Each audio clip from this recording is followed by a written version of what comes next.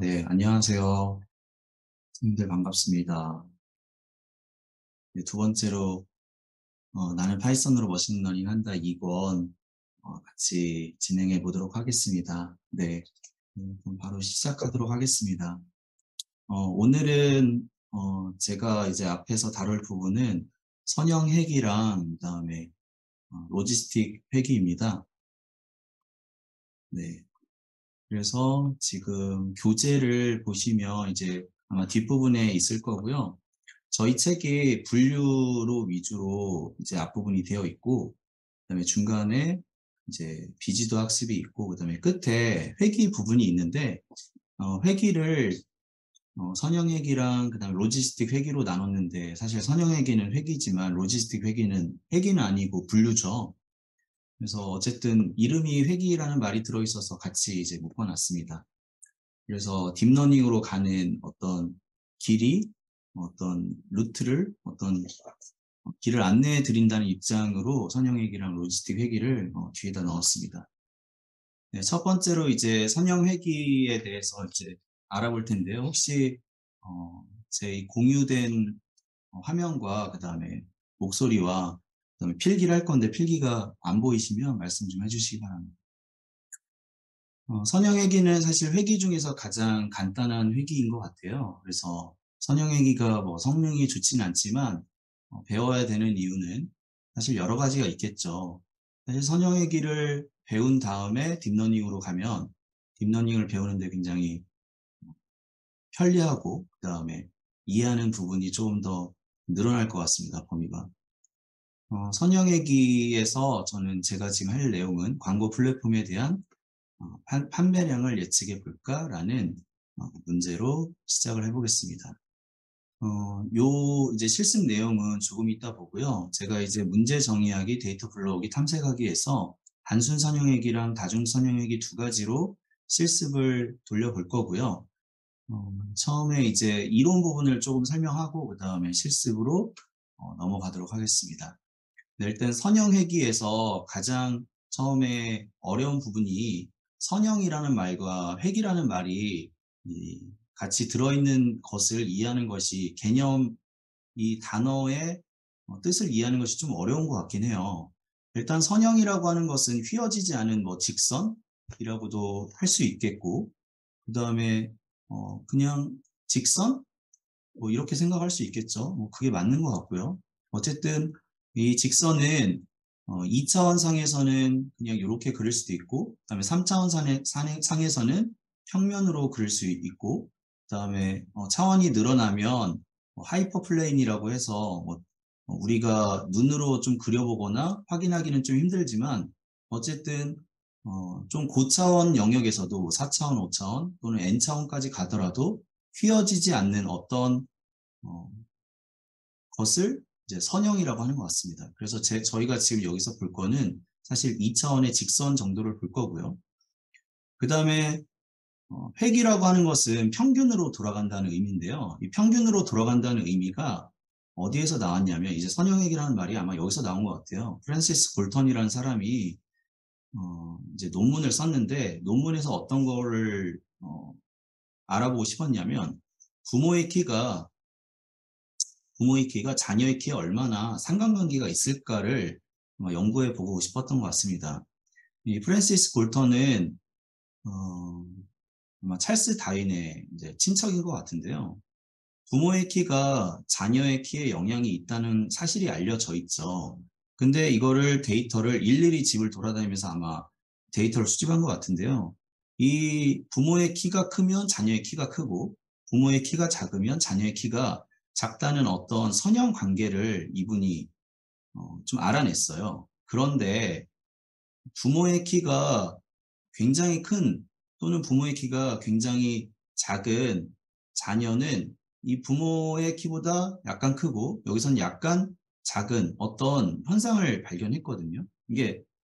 어, 이게 자연현상이잖아요. 그래서 평균으로 돌아가려는 경향이 있다.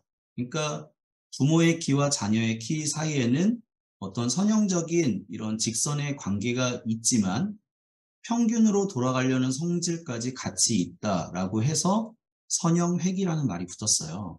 그래서 이게 자연현상이고요.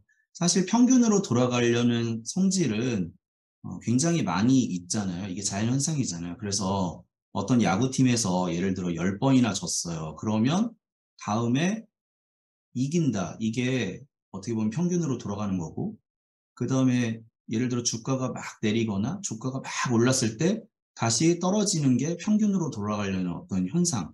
그래서 이게 자연현상이 그렇다. 이게 선형회귀입니다. 그래서 제가 이제 인터넷을 찾아봤더니 뭐 이런 재밌는 게 있더라고요. 우리 애기가 지금 어린데 애가 얼마나 클 것인가 뭐 이런 예측 공식이 있더라고요. 그래서 남자아이는 엄마 키 플러스 13 플러스 아빠 키 나누기 2래요. 이게 맞는지 모르겠습니다. 근데 뭐 공식이 여러 개가 있긴 한데 그래도 이게 많이 나와서 이렇게 갖고 와봤어요. 여자아이는 아빠 키 빼기 13 플러스 엄마 키 뭐 나누기 2래요. 그래서 예를 들어 아빠가 179고 엄마가 164면은 아들은 뭐 이렇대요. 그 다음에 딸은 이렇고요. 뭐 맞는지 모르겠어요. 근데 이것도 보면 어떻게 보면 이 공식이 나온 게 선형회귀인 것 같거든요. 그래서 한번 가지고 와봤습니다. 만약에 이런 문제를 풀어본다고 생각을 해볼게요. 그러니까 교실에 들어가서 30명의 학생이 있어요. 30명의 학생이 있는데 어떤 분이 이렇게 여기 놀러 왔어요. 놀러 왔는데 죄송해요. 31명이라고 할게요. 놀러 왔는데 여기 한 명이 교실 밖에 나가가지고 이렇게 숨어 있는 거예요. 한 학생이. 그러니까 31명인데 여기에는 지금 30명이 있는 거고 여기 한 명이 있는 겁니다. 그러면 여기 방문한 어떤 사람은 요 30명만 보잖아요. 그러면서 애들이 질문을 해요. 선생님 밖에 뭐 선생님이라고 할게요. 선생님 밖에 한 명이 숨어 있는데요.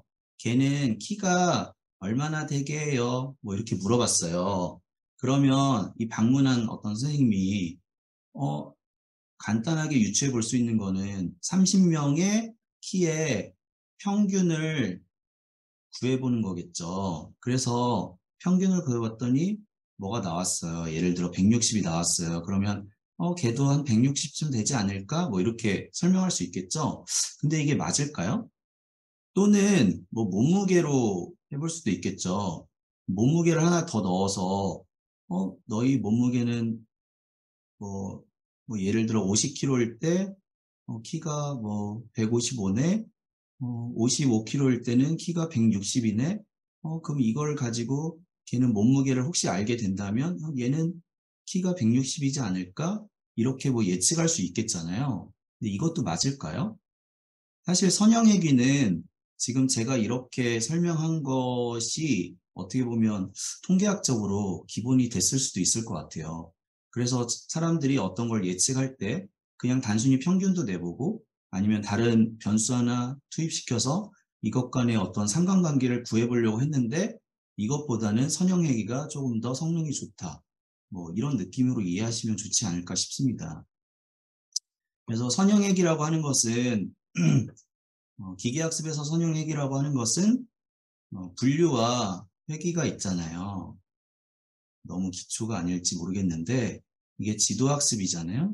지도학습에서 분류와 회귀가 있는데 분류와 회귀의 지도학습의 두 가지의 공통점은 X랑 Y 두 개를 이제 훈련할 때 같이 넣죠. 그래서 X는 독립변수이고 Y는 종속변수인데 이 두 가지를 같이 학습할 때 넣기 때문에 지도학습이고 분류는 종속변수가 이산적인 그 다음에 회귀는 연속적인 뭐 이런 값이기 때문에 분류랑 회귀라고 나뉘잖아요. 그래서 예를 들어서 독립변수가 하나 있고 종속변수가 하나 있을 때 자녀의 키가 이렇게 되어 있고 그 다음에 자녀의 키가 이렇게 되어 있을 때 이거는 이산적인 값이기 때문에 분류이고 그다음에 이거는 연속적인 값이기 때문에 회귀라고 하잖아요. 그래서 저희가 회귀 문제를 푼다는 것은 뭐 x에 따른 y 값을 어떤 선형적인 fx를 구해서 어떤 값이 들어왔을 때 요거를 이제 예측하는 것이 x에 따른 y 값을 예측하는 것이 이제 회귀인 거죠. 근데 이 회귀를 비선형이 아니라 선형으로 예측을 해보겠다고 하는 것이 선형회귀이죠. 그래서 선형회기가 뭐 성능이 좋진 않지만 회계를 이해하는 데 가장 기본이 되기 때문에 좀 잘 알아두시는 게 좋겠죠. 그래서 가장 간단한 직선을 따지면 y는 wx 플러스 b라고 할 수 있겠죠. y는 wx 플러스 b에서 지금 x는 뭐냐면 독립변수고 독립변수, 그 다음에 y는 종속변수죠. 그래서 여기에 지금 단순 선형회기에 x값과 y값이 이렇게 들어간다면 독립변수의 x에 25가 들어가고 그 다음 y 가격에 9.5가 이렇게 들어가니까 이거는 데이터로 값이 정해져 있기 때문에 저희가 구할 것은 w랑 b 두 가지이죠. 그래서 w와 b 값을 저희가 이 데이터로 구해야 되기 때문에 w와 b를 파라미터라고 부릅니다. 그렇죠? 그래서 W 값을 특별히 이제 가중치, 그다음에 B를 편향 이렇게 부릅니다. 단순 선형회기는 독립변수가 하나인 거고요. 그래서 Y는 WX 플러스 B 형태로 이렇게 쓸 수 있고요. X가 하나고. 다중 선형회기는 이제 독립변수가 두 개 이상인 겁니다. 그래서 이런 식으로 쓰는 거죠. 여기 밑에 보시면 지금 와인 가격을 예측하기 위해서 X1, X2, X3 세 가지의 독립변수가 있기 때문에 다중 선형회기입니다. 이 선형회기는 뭐 조금 이따 배우겠지만 어떤 데이터가 이렇게 있을 때 이 데이터를 가장 잘 표현하는 직선은 무엇일까 라는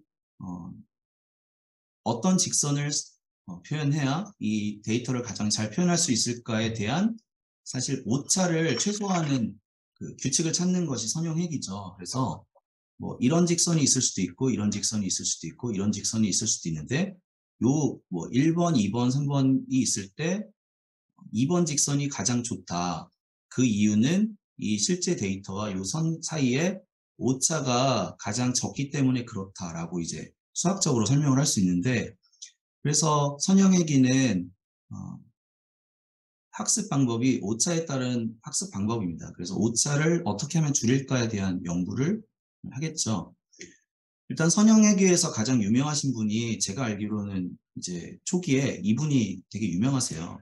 아센 필터라는 이제 교수님이신데 이분이 보르도 지방의 포도의 와인 가격을 결정할 때 선형회계를 쓰셨습니다. 이 와인 가격을 정할 때 뭔가 수학적으로 이게 잘 될 것 같은데 사실 이때 1900년대 초였던 것 같은데요. 이 당시에 아마 보르도 지방의 포도를 수확하고 그 다음에 와인 가격을 결정할 때 포도를 수확하면은 뭐죠? 와인 감별사들이 이렇게 와요. 그래서 이 사람들을 초청해서 소믈리에라고 하죠. 소믈리에를 초청을 해서 와인을 마셔보고 와인의 가격을 결정했어요. 이 당시에. 근데 이렇게 하려고 하니까 굉장히 소믈리에를 초청하는데도 인건비도 많이 들고 그 다음에 이게 와인 가격을 책정했다고 하더라도 이게 실제 소비자와의 어떤 이게 실제고 그 다음에 와인 가격을 소믈리에가 책정한 어떤 예측값 사이에 이게 격차가 좀 있었던 거죠. 이게 오차가 좀 있었대요. 그래서 이제 이 아센 필터 교수님께서 이거를 왜 소믈리에한테 맡겨서 와인 가격을 정하지? 이거 수식으로 정할 수 있을 것 같은데 라고 해서 데이터를 모으기 시작했어요. 그래서 이 당시에 이 사이에 데이터를 모았고요. 죄송해요. 이게 1900 초반이 아니라 네, 중후반이네요. 그래서 뭐 예측하기를 와인의 가격은 포도의 품질이 좋아야 될 것 같은데 그래서 포도를 어떻게 하면은 달고 맛있게 만들 수 있을까? 뭔가 햇빛과 강수와 온도이지 않을까? 라고 해서 이런 것들 이렇게 모았어요. 그래서 이 가격의 품질에 대해서 이제 수식을 정했는데 이렇게 나온 거예요. 이 수식이. 그러니까 어떤 와인의 가격이 12 플러스 0.06 곱하기 평균 온도. 그러니까 당연 연도의 평균 온도가 높아야 되고 그 다음에 겨울 강수량은 뭐냐면 그러니까 이게 포도가 열기 전에 이제 겨울철에 강수량이 충분해야 된다는 거죠. 그 다음에 수확철. 그러니까 포도를 딸 때 비가 오면 안 좋겠죠. 그래서 이게 마이너스가 들어가서 그래서 이걸 알아냈어요. 그랬더니 이런 수식이 나왔고, 가격을 높이려면 평균 온도를 높여야 되고, 그 다음에 그 당의 겨울에 강수량을 늘려야 되고, 그 다음에 수확할 때 비를 안 맞게 해야 된다는 이 사실을 알아낸 거예요. 그래서 어떻게 보면 이 가격을 조작할 수 있게 된 거죠.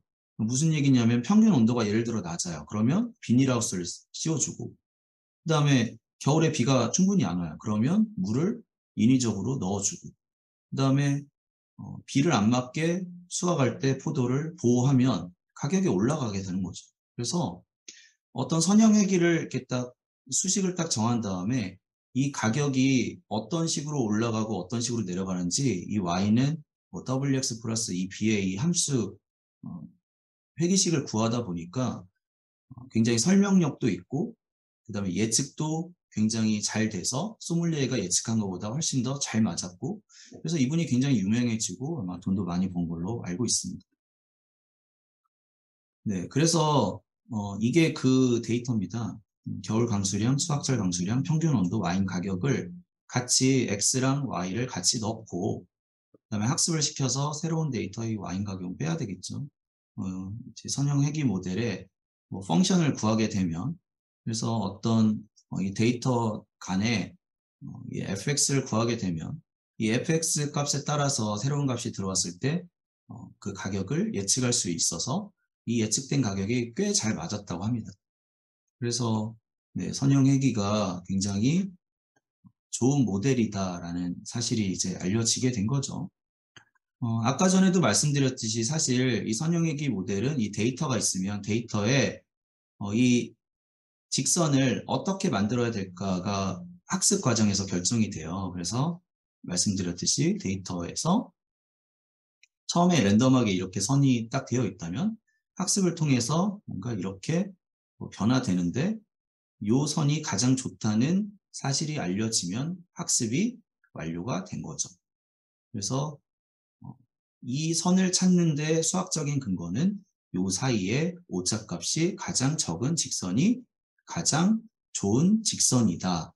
이 fx는 실제값과 예측값 사이에 편차가 가장 적은 것이 가장 좋은 직선이다. 라는 것이 이제 선형회귀에서 학습의 원리죠. 그래서 처음엔 이제 RSS라는 개념이 나오면 RSS는 단지 여기에 제곱이고요. 그 다음에 실제 많이 쓰이는 건 MSE가 많이 씁니다. 데이터의 개수를 나눠서 한 거고, 그 다음에 MSE를 별로 안 좋아하는 사람들도 있어요. 왜냐하면 이게 제곱이 되면서 뻥튀기가 되지 않냐, 값이. 2가 4가 되고, 그 다음에 4가 16이 되니까 이거 갑자기 데이터가 너무 뻥튀기 되지 않냐. 이거 어쨌든 제곱을 하는 이유는 아시죠? 여기는 뭐 예를 들어 양수가 나오는데 여기는 음수가 나오고, 그래서 다 더해봤더니 뭐 그냥 0이더라. 그래서 얘는 오차가 없다. 이렇게 할 수는 없잖아요. 그렇기 때문에 이제 제곱을 한 건데 음수를 없애기 위해서 어쨌든 뻥튀기가 되니까 그냥 MA2를 좋아하시는 분도 있습니다. 그래서 그냥 절대값을 씌우면 되지 않냐 뭐 이렇게 하시는 분도 있고, 아니면 뭐 MS2에서 뻥튀기 됐으니까 얘에다가 그냥 루트를 씌우자 다시. 그래서 뭐 RMSE, 루트를 씌운 RMSE 뭐 이런 여러 가지 성능 지표가 있고요. 물론 0에 가까울수록 좋은 겁니다. 0에 가까울수록 좋아요. 그런데 이거는 이제 해보신 분들은 알겠지만 사실 뭐 예를 들어 MSE가 130이다. 그럼 130이 어느 정도로 이게 성능이 좋은 건지 잘 몰라요. 이게 되게 막연한 숫자잖아요. 그다음 뭐 어떤 거 돌려봤더니 MSE가 뭐 256이다. 256이 굉장히 좀 의미 없는 값일 수 있고, 그다음에 한눈에 모르기 때문에 보통은 이제 R제곱까지 같이 보죠. R제곱은 이제 획이지만 0부터 1 사이의 값으로 이제 만든 거예요. 그래서 1에 가까우면은 이제 성능이 좋은 거고, 0에 가까우면 성능이 안 좋아서 분류의 애큐러시처럼 정확도처럼 이렇게 회귀해서 지표를 만든 건데, 이것도 뭐 원리는 간단합니다. SST가 이제 실제 값이고요. 여기서부터 밑에부터 평균부터 실제 값이고, 그다음에 SSE는 이게 회귀선이잖아요. 뭐 wx 플러스 b, 그러니까 학습을 통해 가지고 뭔가 이렇게 선을 만들었는데 실제 값이 여기에 있는데 얘가 요만큼밖에 설명을 못 하더라. 이게 SSE입니다. 그래서 SST를 전부 다 설명해야 되는데 얘는 SSE밖에 설명을 못 하더라 입니다. 또는 반대로 이제 1에서 요만큼을 설명을 못 했으니까 1에서 빼주시면 되겠죠. 그래서 이런 식으로 하시면 이게 0부터 1 사이로 바운드가 되기 때문에 조금 더 편안하게 볼 수 있는 거죠. 그래서 0.7 정도 되면 액큐러스의 70% 정도 얘가 예측을 하는구나 이 정도로 생각을 하실 수 있죠. 오차를 최소로 만들기 위한 방법은 여러분이 잘 알듯이 경사하강법입니다. 경사하강법은 y는 wx 플러스 b에서 저희가 아까 전에 말했듯이 이게 독립변수고 이게 종속변수인데 이게 데이터로 주어지잖아요. 독립변수와 종속변수는 이게 독립변수고 이게 종속변수라면 데이터로 계속 넣어주잖아요. 근데 저희가 구해야 될 건 w랑 b예요.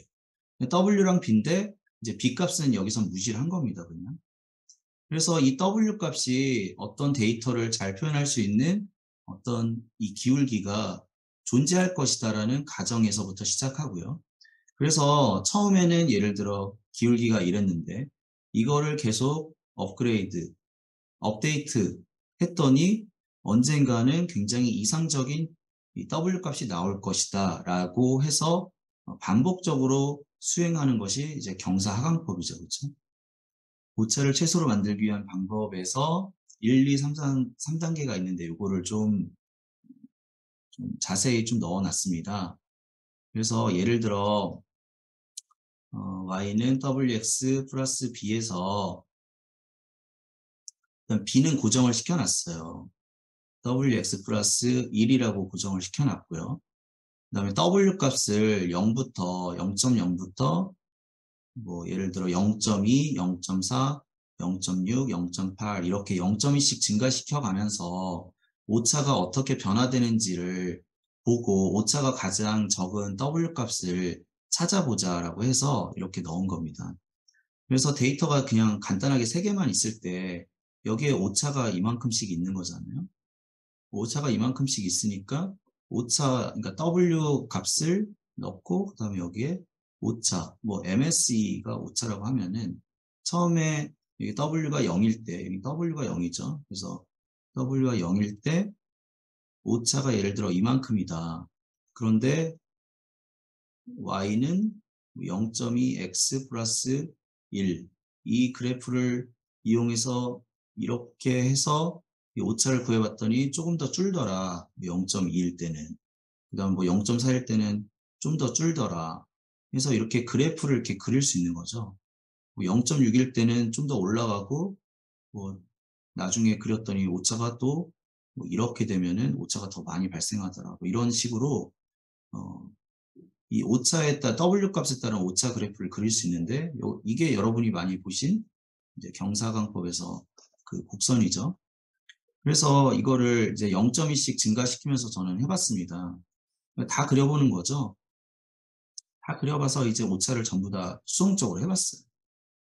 그래서 이 코드에도 나오는데 코드에서 실제값과 예측값 사이에 오차를 구해서 이 오차의 평균을 다 구해보고 전부 다 이렇게 했더니 이런 그래프가 나오더라 입니다. 그래서 이런 그래프는 전부 다 손으로 다 계산해 봤어요. 손으로 다 계산해 봤는데 이게 코딩으로 해서 이게 과연 맞는지 크로스 체크 해봤고요. 그랬더니 0.8에서 가장 오차가 적은 어떤 값이 나오더라. 그래서 여기에서 이 데이터가 있을 때 요 직선이 다른 직선보다 가장 오차가 적은 가장 최적의 직선이다라는 거를 이제 찾을 수 있는 거죠, 수학적으로.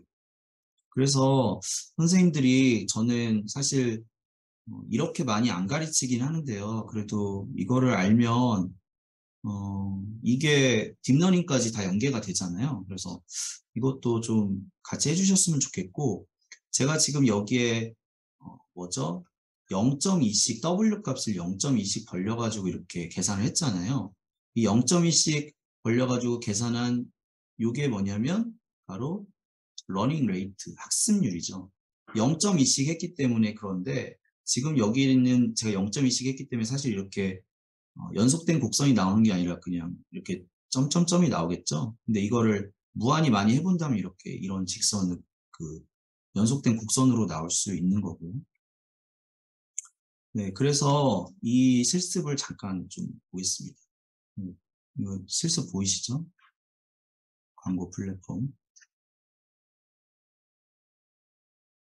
네, 경사광법 소스 코드를 저는 사실 위쪽에도 이제 좀 이따가 잠깐 보긴 하겠지만 경사광법 소스 코드를 한번 돌려보시면 좋을 것 같아요.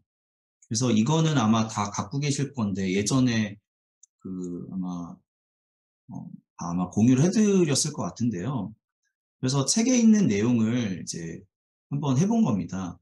요 세 개의 이제 데이터가 그냥 있다고 가정을 했을 때 제가 0.2씩 y는 wx 플러스 b에서 저는 b를 고정시켜 놓고 b는 1로 고정시켜 놓고 w 값만 0.2씩 이렇게 변화를 시켜서 이렇게 그려본 거예요. 사실 선생님들이 w 값을 고정시켜 놓고 b 값을 바꾸셔도 되겠죠. 그렇게 하셔도 되는데 저는 w 값만 이렇게 변화를 시킨 겁니다. 그랬더니 이렇게 MSE 값이 나오게 됐고 MSE를 찍어봤더니 이렇게 나온 겁니다. 그래서 W 값이 0.8일 때 가장 오차가 작다라는 것을 이제 확인을 할 수 있고요. 이걸 좀 더 촘촘하게 하면은 아까처럼 연속된 곡선으로 이렇게 보실 수 있는 거죠. 네, 그래서 여기에서는 이제 광고 플랫폼에 따른 판매량이 얼마나 될까요? 문제를 가지고 해봤어요. 광고 플랫폼에 따른 판매량은 굉장히 직관적인 문제인데 어떤 물건이 잘 팔리기 위해서 TV, 라디오, 그다음에 신문 뭐 이런 곳에 광고를 했을 때 어떤 곳에다 광고했을 때 물건이 더 많이 팔릴까에 대한 예측 문제예요. 그래서 굉장히 간단한 문제입니다. 그래서 바로 코드를 한번 보겠습니다. 네, 그냥 이 문제는 그냥 가볍게 한번 훑어만 볼게요.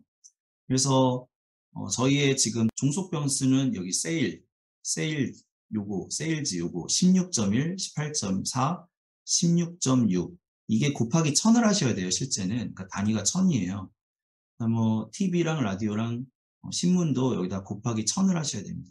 그래서 그만큼의 달러가 들어간 거예요. 그래서 이 세 개 TV랑 라디오랑 신문이 물건 판매량에 얼마나 영향을 줄지를 선형회계로 풀어보는 겁니다. 쭉 넘겨보시면 일단 저는 이걸 봤어요.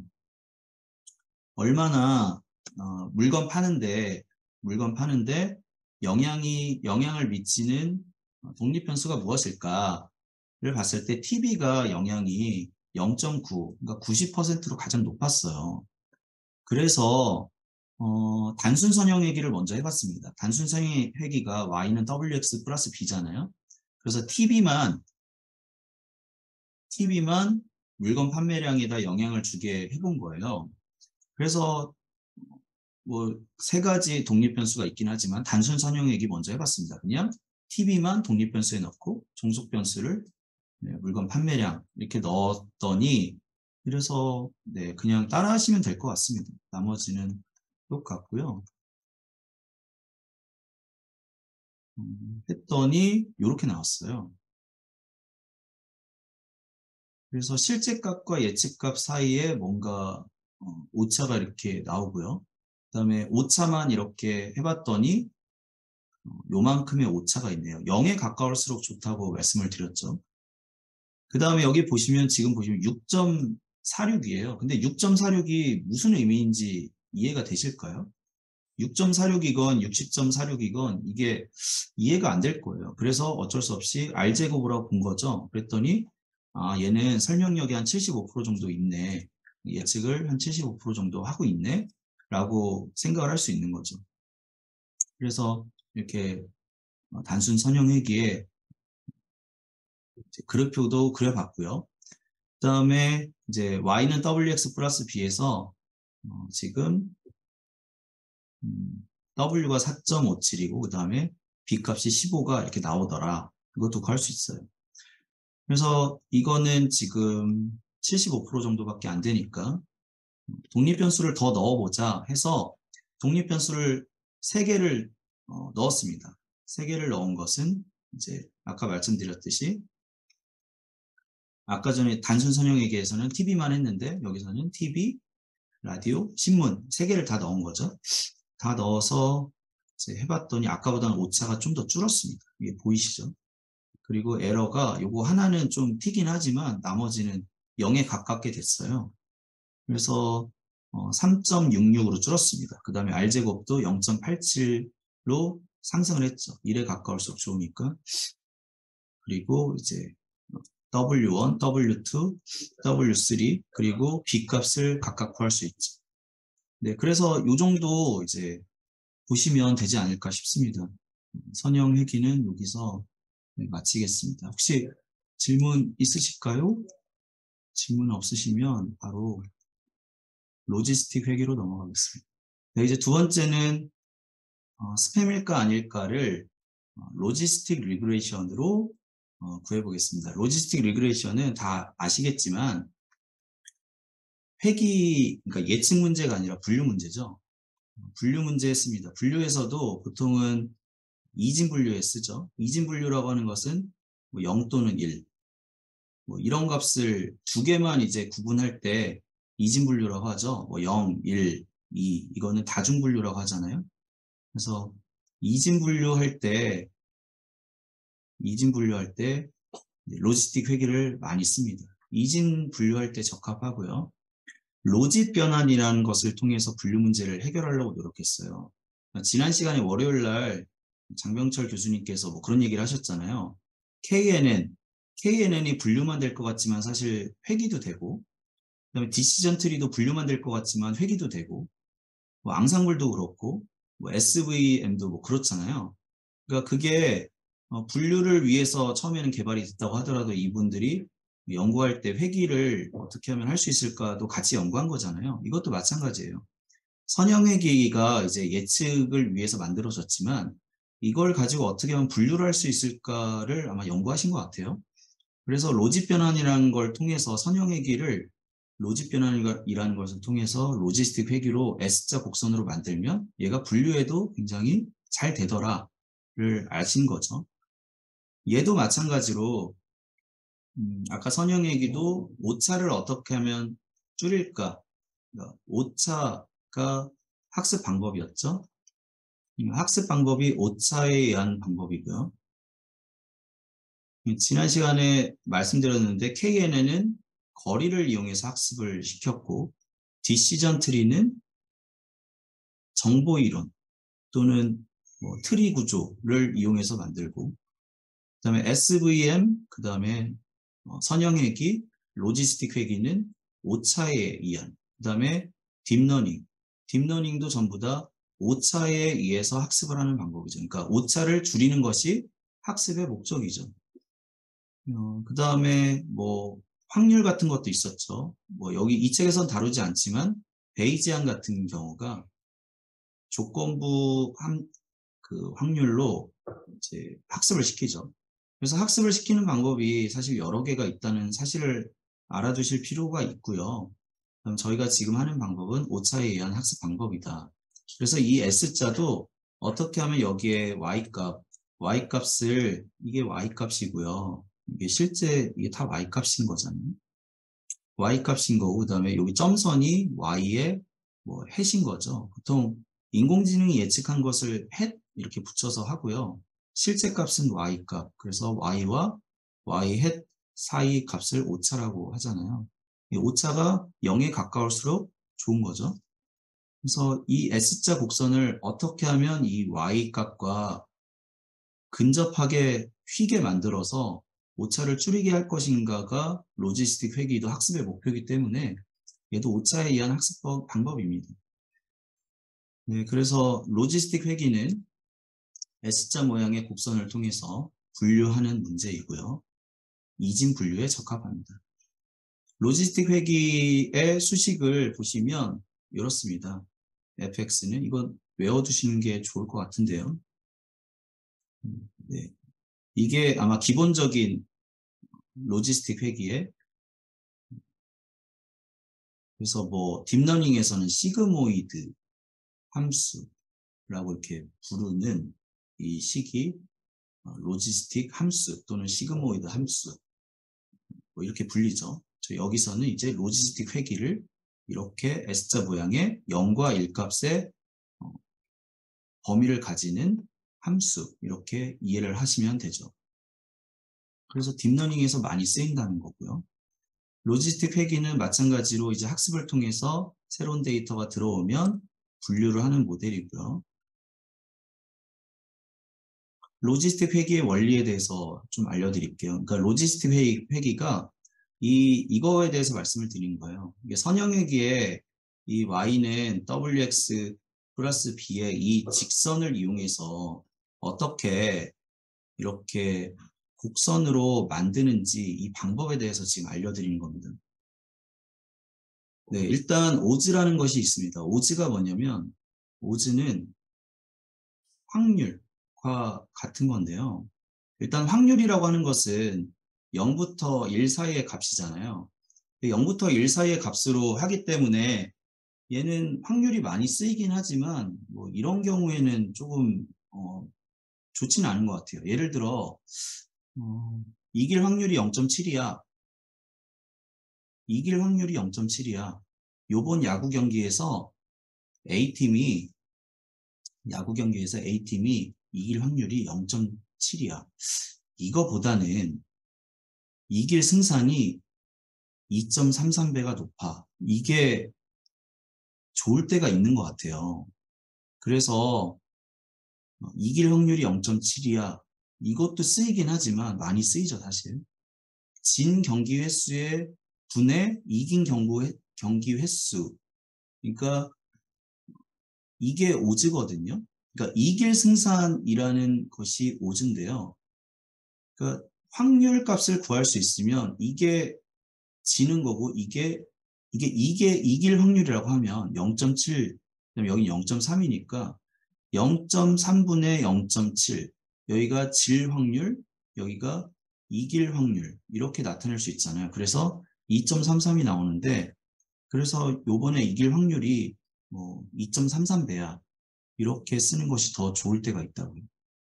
그래서 오즈를 처음 보시면 굉장히 어색하고 이상할 수 있는데 이렇게도 많이 쓰입니다, 사실. 근데 오즈가 여기에 좋아요. 일단 보세요. 99%의 확률. 그러면 99%의 확률이라는 건요. 100번 중에 99번 이잖아요. 그래서 어떤 선수가 99%의 확률로 이겼어. 이 뜻은 100번 중에 99번을 이겼어라는 말로 표시할 수 있잖아요. 근데요. 99.99%의 확률로 이겼어. 라고 하는 것이 확률에서는 이것이나 별 차이가 저는 못 느끼겠거든요. 그러니까 비슷해 보여요.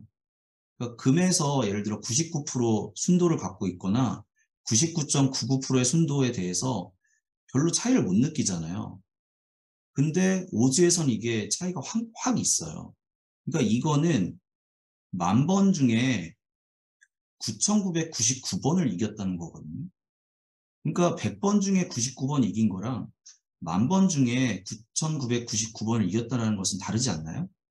그러니까 오즈를 이용하시면 느낌이 확 뭔가 사는 게 있어요. 근데 확률상으로 보면 느낌이 좀 죽죠. 그래서 오즈도 많이 사용된다는 걸 좀 알아두셨으면 좋겠고, 로지스틱 회계에서는 특별히 그냥 확률값보다는 오즈를 썼다. 오즈 값을 알면 확률값도 알 수 있어요. 왜냐하면 이게 7이고, 그러니까 얘는 1에서 이만큼을 뺀 거니까 어느 정도 확률인지를 또 역으로 알 수 있죠. 수식을 통해서. 그렇기 때문에 오즈가 굉장히 편할 때가 있습니다. 오즈는요, 이런 값을 가져요. 0부터 무한대. 그래서 이게 굉장히 비대칭이잖아요. 근데 오즈는 로그만 씌워주면 희한하게 대칭으로 변해요. 그래서 로그를 씌웁니다. 그래서 로그를 씌운 오즈를 로짓 함수 뭐 이렇게 부르기도 합니다. 그래서 아까 전에 말씀드렸듯이 이 선형의 길을 어떻게 하면 휘게 만드냐, 이렇게 만드냐, 이 두 개를 결합한 거예요. 로그 오즈에다가 로그 오즈를 왜 씌웠는지 말씀드렸죠? 그냥 오즈는 0부터 무한대, 로그 오즈는 이렇게 0을 기준으로 대칭인 관계가 있어서 로그를 씌웁니다. 이 로그는 로그를 씌울 수도 있고요, ln을 씌울 수도 있고요, 뭐 밑이 2일 수도 있고 뭐 10일 수도 있고, 이거 뭐 상황에 따라 뭐 변하긴 하더라고요. 근데 여기선 지금 ln을 씌웠는데 이 로그 오즈에다가 선형회기를 이제 같이 대입시킨 거예요. 그런 다음에 양변의 ln을 제거하면은 여기에 2가 이렇게 붙죠. 그 다음에 y에 대해서 전개하면 이렇게 돼요. 그래서 이런 식이 나오거든요. 이렇게 하시면. 그다음 y에 대해서 풀면 이렇게 나오고요. 그 다음에 여기에다가 이제 2의 wx 플러스 b를 이렇게 각각 나눠주면 이런 식이 나옵니다. 그러니까 이 식이 어떻게 나오는 거냐면 로그 오즈에다가 선형회기를 이꼴을 취해서 전개해 준 거예요. 그러니까 전개해 준 다음에 w를 1, 그 다음에 b를 0으로 가정했을 때 이 수식이 나오게 되는 거죠. 그래서 저희가 알고 있는 이 수식이 S자로 휘어져 있는 이 수식이 선형회기로부터 나왔습니다. 그래서 로지스틱 회기라는 말이 붙었습니다. 그래서 로직 변환이라고 하는 것이 이제 선형회기를 어떻게 하면 S자로 휘게 만들 것인가에 대한 이거고요. 그래서 이런 수식이 나오고, 여기도 마찬가지로 학습 방법은 W나 B 값을 조절하는 건데, 실제 데이터가 여기에 있을 때 이 데이터를 어떻게 휘게 하면은 이 데이터의 오차가 이 예측값과의 차이가 줄어들 것인가를 이제 조정을 하겠죠. 그래서 이렇게 W 값을 조정할 때와 B 값을 조정할 때 차이를 보여드린 겁니다. 이건 딥러닝에서 많이 사용돼요. 그래서 X랑 X1과 X2가 있을 때 서메이션이 되고, 그 다음에 활성화 함수가 있을 때 가중합 이렇게 되고, 사실 이것도 보시면 그냥 어떻게 보면 선형회기죠. 그렇죠? 선형회기에다가 휘게 만든 거죠. S자를 휘게 만든 거고, 딥러닝에서 이제 은닉층의 로지스틱 함수를 써서 선형을 비선형으로 만들고, 출력층의 로지스틱 함수를 사용하면 이진 분류의 문제를 해결할 수 있습니다. 네, 그래서 스팸 문자일까요, 아닐까요?를 잠깐 보겠습니다. 자, 일단 이 뭐 뒤쪽에는 제가 로지스틱 함수 코드 구현한 게 있어서요. 이거를 뭐 실제 값에 따라서 W를 어떻게 조절할지를 그냥 시각화 해놓은 거라서 이건 잠깐 보시고, 여기 문제, 그 스팸일까 아닐까 문제는 뭐 간단합니다. 여기에 햄과 그 다음에 스팸 두 가지가 있어요. 그 다음에 기존에 이제 앞부분에서는 이제 실습이 전부 다 수치형 데이터였는데, 여기서는 텍스트 데이터로 이제 넣어놨어요. 그래서 이 데이터를 통해서 어떤 단어가 등장하면 햄이고 어떤 단어가 등장하면 스팸이다. 이걸 예측하기 위해서 이렇게 넣어놨습니다. 이 데이터를 보시면 좀 필요 없는 것이 있어서 이게 전처리가 안 돼 있어서 전처리를 이렇게 한 거고요. 그래서 타겟은 햄 또는 스팸이고, 그다음에 어떤 메시지가 있죠. 그래서 이제 이거를 출력을 해보시면 스팸에는 이런 단어가 많대요. 풀이라는 단어가 굉장히 많고, 이건 빈도수 기반으로 하기 때문에 글자가 크면 그런 빈도수가 많은 거죠. 그 다음에 콜이라는 단어가 스팸에 되게 많은 거고, 텍스트, 뭐 now, 뭐 이런 게 많네요. 그 다음에 햄은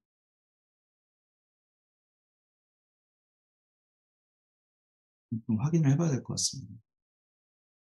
자, 그래서 로지스틱 함수를 구현을 하면 네, 이렇게 되고요. 잠깐만요. 여기서 보시면 이게 스팸인 경우일 거고요. 그 다음에 이게 햄인 경우예요. 그래서 제가 지금 실행한 게 좀 다르게 되어 있네요. 뭐 will, 뭐 okay, 뭐 이런 단어가 있으면 뭐 햄입니다. 그래서 단어의 개수에 따라서 이렇게 넣어놨고요. 그 다음에 단어의 뭐 개수가 2개가 있으면 뭐 2개, 그 다음에 하나가 있으면 하나니까 이 2개가 조금 더 워드 클라우드로 큰 글씨로 표시가 된다. 뭐 이런 이야기입니다. 그래서 요거를 이제 잘 보시면 얘도 마찬가지로 전처리해서 넣어서 이제 로지스틱 회기로 햄과 스팸을 두 가지를 그냥 분류하는 거라서 뭐 커다랗게 어렵지는 않을 것 같고요.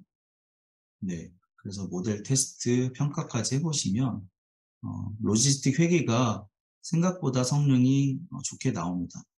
그래서 로지스틱 회계는 상당히 많이 현재도 쓰이고 있고요. 그래서 선생님들께서 로지스틱 회계도 다른 분류, KNN과 디시전 트리, 앙상블과 같이 이런 방법으로 해보시면 네, 좋을 것 같습니다. 그럼 여기만 한 번만 다시 보여드리고 마치도록 하겠습니다. 로직 변환만 한번 다시 보여드릴게요.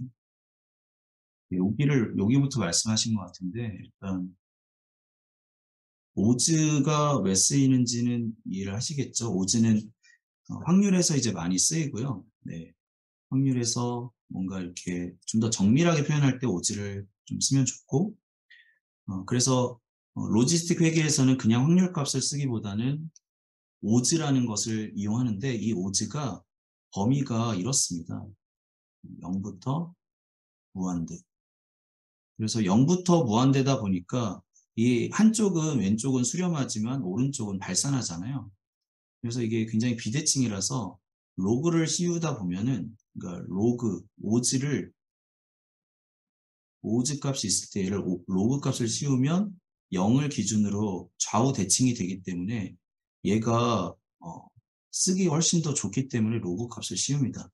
근데 로그를 씌울 수도 있고요. 미술 식으로. 뭐 상황에 따라서 2를 할 수도 있고 ln을 할 수도 있는데 여기서는 ln을 썼습니다.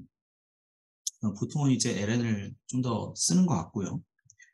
그래서 이 수식 로직 변환이라고 하는 것은 결론적으로 선형회기를 어떻게 로지스틱 회기, 분류를 만들기 위해서 S자 곡선으로 휘게 만들 것인가인데 이게 선형회기의 요 식이 그냥 아무 데서나 뚝 떨어진 것이 아니라 로그 오즈에다가 선형회기를 입고를 한 거죠. 그래서 보시면 ln y 1 빼기 y는 wx 플러스 b가 단순 선형회기잖아요. 그래서 얘를 양변의 ln을 제거하면 1 빼기 y는 그 다음에 2의 wx 플러스 b.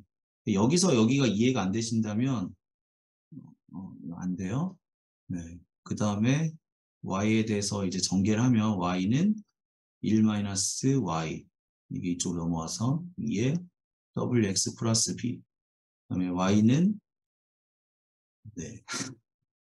2의 wx 플러스 b. 제가 이거 할 필요는 없을 것 같긴 한데 y에 2의 wx 플러스 b.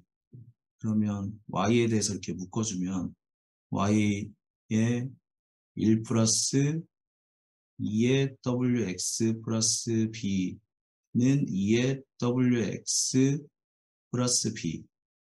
그래서 y는 1 플러스 2의 wx 플러스 b분의 2의 wx 플러스 b. 이렇게 수식이 나오잖아요. 그러니까 여기에다가 이제 양변에 분모 분자에 전부 다 나눠준 거죠. 뭐로? 이걸로 나눠주면 여기도 나눠줘야 되죠. 그럼 여기 위쪽은 1이 되고요. 그 다음 여기가 이게 되죠. 그럼 요거는 1이 되고요. 그래서 이런 수식이 나온다고요. 그래서 1 플러스 2의 마이너스 wx 플러스 b 분의 1이 나오는데 이거를 그냥 간수화해서 w를 1로 놓고 b를 0으로 놨을 때 이 로지스틱 펑션이 나오는 거죠. 네. 그 다음에 실제 학습은 w랑 b 값을 찾는 거고요. 그래서 w랑 b 값을 찾아서 이렇게 학습을 하는 과정이 나올 거고 간수화시키면 w랑 b 값을 1과 0으로 그렇다라고 했을 때 이런 식이 나옵니다. 그래서 0부터 0부터 1 사이의 값으로 바운드 됩니다. 네. 네, 그래서 이 정도, 네, 죄송합니다. 제가 좀 더 여기 자세히 했어야 되는데, 그래서 사실 어떻게 보면, 지금까지 뭐죠? 약간 매운맛에서는 이런 원리도 좀 아셔야 된다라는 거를 좀 알려드리고 싶었고요. 그냥 순한 맛에서는 사실 그냥 코딩만 할 수 있었으면 됐는데 이걸 이제 애들에게 뭔가 질문하기 위해서는 질문에 답변하기 위해서는 그런 것도 좀 알아두시면 좋을 것 같습니다. 그러면 다른 곳에 어떤 응용 문제가 나와도 사실 막히지는 않을 것 같습니다. 네, 여기까지 하겠습니다. 감사합니다.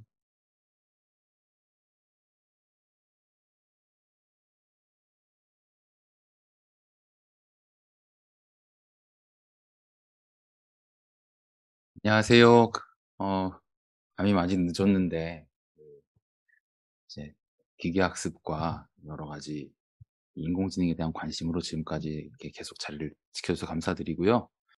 사실 이렇게 이제 세미나 시간들 마련해 주신 시마스 출판사에 대단히 감사를 드리고, 근데 시간이 많지 않아서 얼마나 많이 자세히 설명을 드릴 수 있을지 잘 모르겠습니다만, 최선을 다해서 우리가 볼 수 있는 내용들 한번 다 훑어보도록 할게요.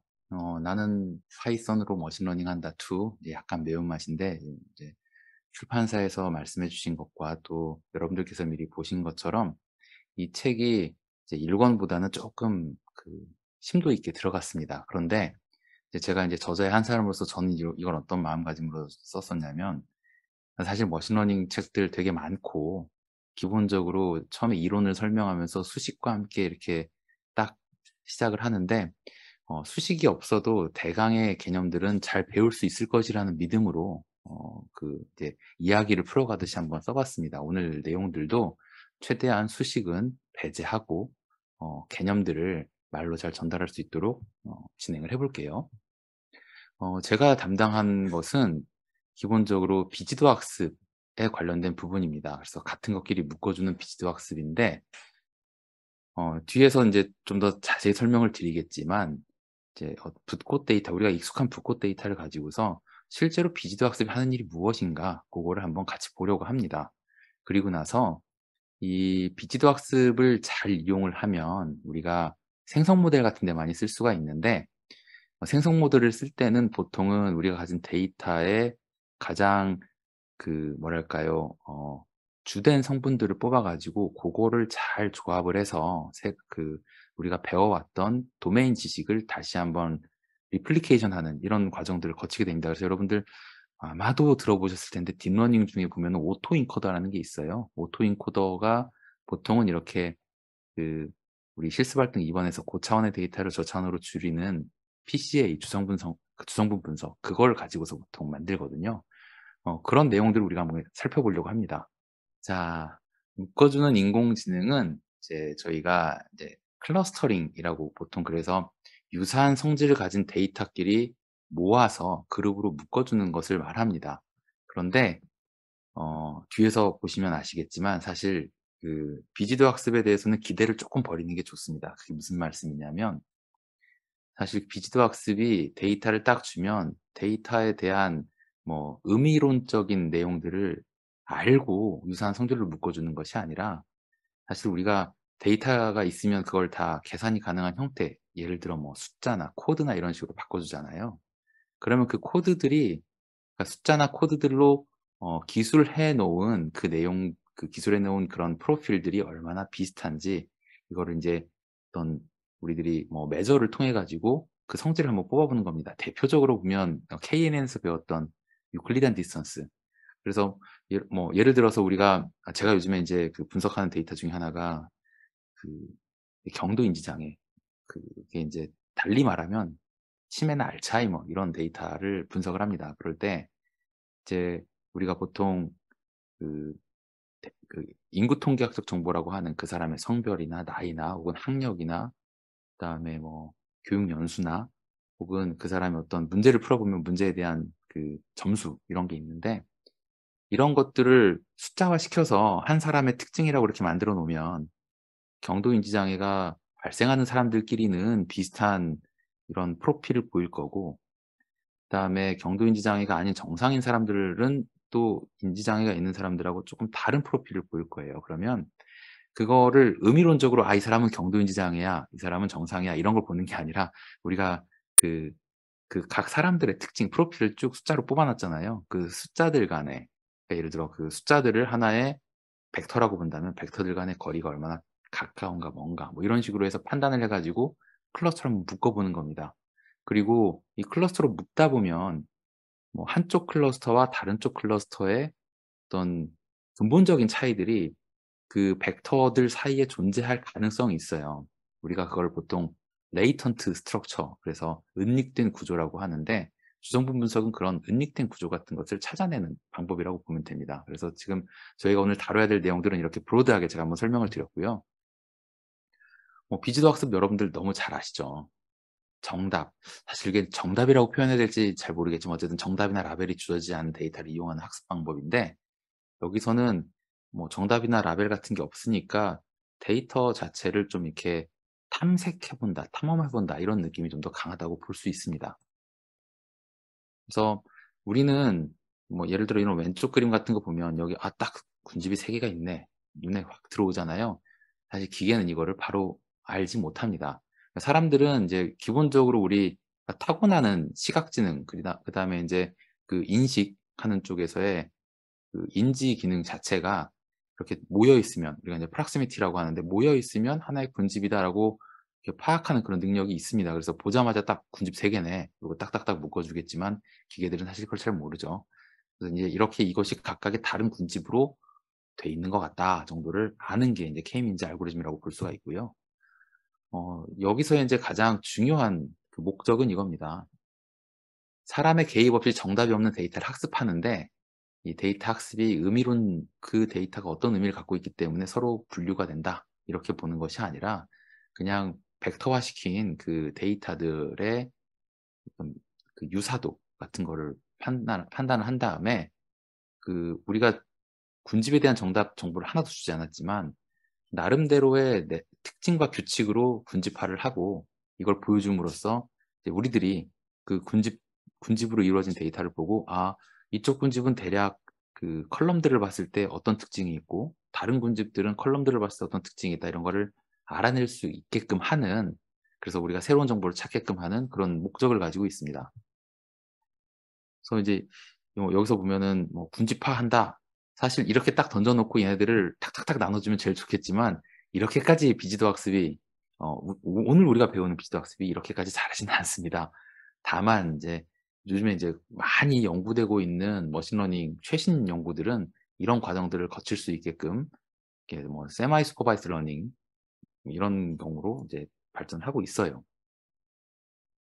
그래서 이 비지도 학습을 어떻게 응용할 수 있느냐, 우리가 이상치 탐지하는 데도 이용할 수가 있겠고, 그래서 군집에서 멀리 떨어진 데이터를 일단 이렇게 좀 빼놓고, 물론 이제 이상치 탐지할 때는 우리가 잘 아시다시피 뭐 박스플랫 같은 거 그려 가지고 아웃라이어 나오면 그런 걸 뺀다든지, 아니면 어떤 뭐 1 시그마 이상으로 나가는 것들은 우리가 어 아웃라이어로 뺀다든지, 뭐 이런 것들 하는데, 그런 게 아니고 그냥 우리가 눈으로 그냥 탐지해서, 비주얼 인스펙션이라고 보통 얘기하는데요. 눈으로 탐지해서 이렇게 군집에서 멀리 떨어진 데이터를 특이값으로 간주해 가지고 뺀다거나, 아니면 딥러닝으로 연결한다거나, 이런 식으로 볼 수 있습니다. 그래서 우리가 주어진 데이터를 마치 우리 두뇌처럼 여러 사실로부터 패턴, 관계성, 연관성, 공통된 성질을 파악해서 일반화된 지식으로 만들어가는 과정인데, 실제로 이런 패턴, 관계성, 연관성, 이런 거를 우리가 비지도 학습에게 준 어떤 기준, 예를 들어 뭐 시밀러리티로 봐라, 그러면 시밀러리티라고 한다면 뭐 유클리디안 디스턴스로도 볼 수가 있고, 혹은 뭐 다른 메저, 그러니까 서로 가진 정보의 양이 얼마나 많은가, 그런 건 이제 뮤추얼 인포메이션, 그래서 이거를 그 상호 정보량 같은 걸 통해 가지고 뭐 이렇게 하는 경우들도 있고 그렇습니다. 그래서 우리 인제 다음 슬라이드에서는 먼저 K-민즈 대략적으로 어떻게 돌아가는지 한번 보고, 그다음에 우리 PCA 좀 간단하게 개념 한번 잡아 보고 할 거예요. 그러면 인제 다음 슬라이드로 제가 공유를 다시 하겠습니다. 품종 정보가 없는 붓꽃을 어떻게 분할할까에 대해서 이제 볼 텐데요. K-민즈를 이용해서 아주 기본적인 K-민즈 알고리즘 이용해 가지고 성능을 높이는 방법을 한번 보도록 하겠습니다. 자, 이번 활동에서는 우리가 이제 이 K-민즈 이용해 가지고 붓고 데이터 군집할 텐데요. 사실 우리가 이미 이제 이 K-민즈 이용하는 이유는 다른 이유가 아니라 우리가 붓곳은 이미 알고 있잖아요. 그 3개 품종으로 나와 있다는 거. 그래서 이 3개 품종으로 나와 있는 붓곳에서 품종 정보만 싹 빼고 실제로 K민즈가 그럼 그 3개 품종으로 나눠져 있는지를 체크할 수 있게끔 한번 보려고 하는 거예요.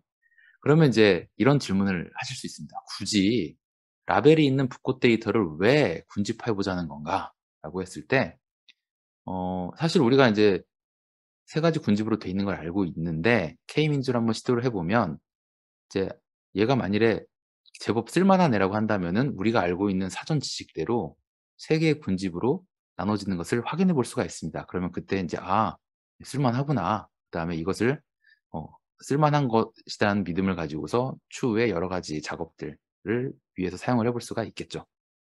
그러면 인제 우리가 밟아볼 내용은요. 문제 정의해서 데이터 불러오고 데이터 처리한 다음에 모델 학습하고 결과 확인하는 과정들 본 다음에 그러면 우리가 이 K 값을 어떻게 줄 수 있을까? 요 부분에 대해서 쪼끔 더 살펴보려고 해요. 군집화라고 하는 것은 이제 이런 정답이 없는 데이터에서 얘네들이 혹시 어떤 공통된 특징을 가진 아이들끼리 묶일 수 있는지 스스로 한번 찾아보려고 하는 겁니다. 그래서 마치 이제 KNN처럼 가까이 있는 데이터들은 우리가 좀 비슷하고 어느 정도 가까이 있는 애들끼리 우리가 비슷한지 한번 살펴보고 또 어느 정도 멀리 떨어진 애들은 우리랑 다른지 이걸 살펴보는 과정들을 K-민즈가 인제 계속적으로 수행을 합니다. 그래서 처음에 이렇게 1 년에 전체 데이터를 딱 줬을 때 K-민즈를 쭉 돌리고 나면은 K-민즈 알고리즘이 아마도 이 데이터가 어떤 걸 의미하는 건진 모르겠지만 아마도 이렇게, 이렇게, 이렇게 클러스터가 구성이 될 것 같습니다."라고 아마 우리에게 알려줄 수 있는 그런 알고리즘들이에요. 그래서 이렇게 펼쳐져 있는 데이터들이 있을 때 여기서 보면은 비교적 이 아이들은 이 아이들에 비해서 가까이 모여 있으니 아마도 여기서는 이제 하나의 군집인 것 같다라고 이제 얘기를 하고 나머지 애들도 이제 그렇게 진행을 할 수가 있겠죠. 다만 그럼 이제 우리가 궁금해지는 것은 '그럼 여기까지는 우리의 군집이고 바깥으로 나가면 군집이 아닌가? 여기까지는 우리의 군집이고 여기 같이 이렇게 회색 지대가 있는데 여기서 어떤 애들은 우리의 군집이고 어떤 애들은 우리의 군집이 아닌가?'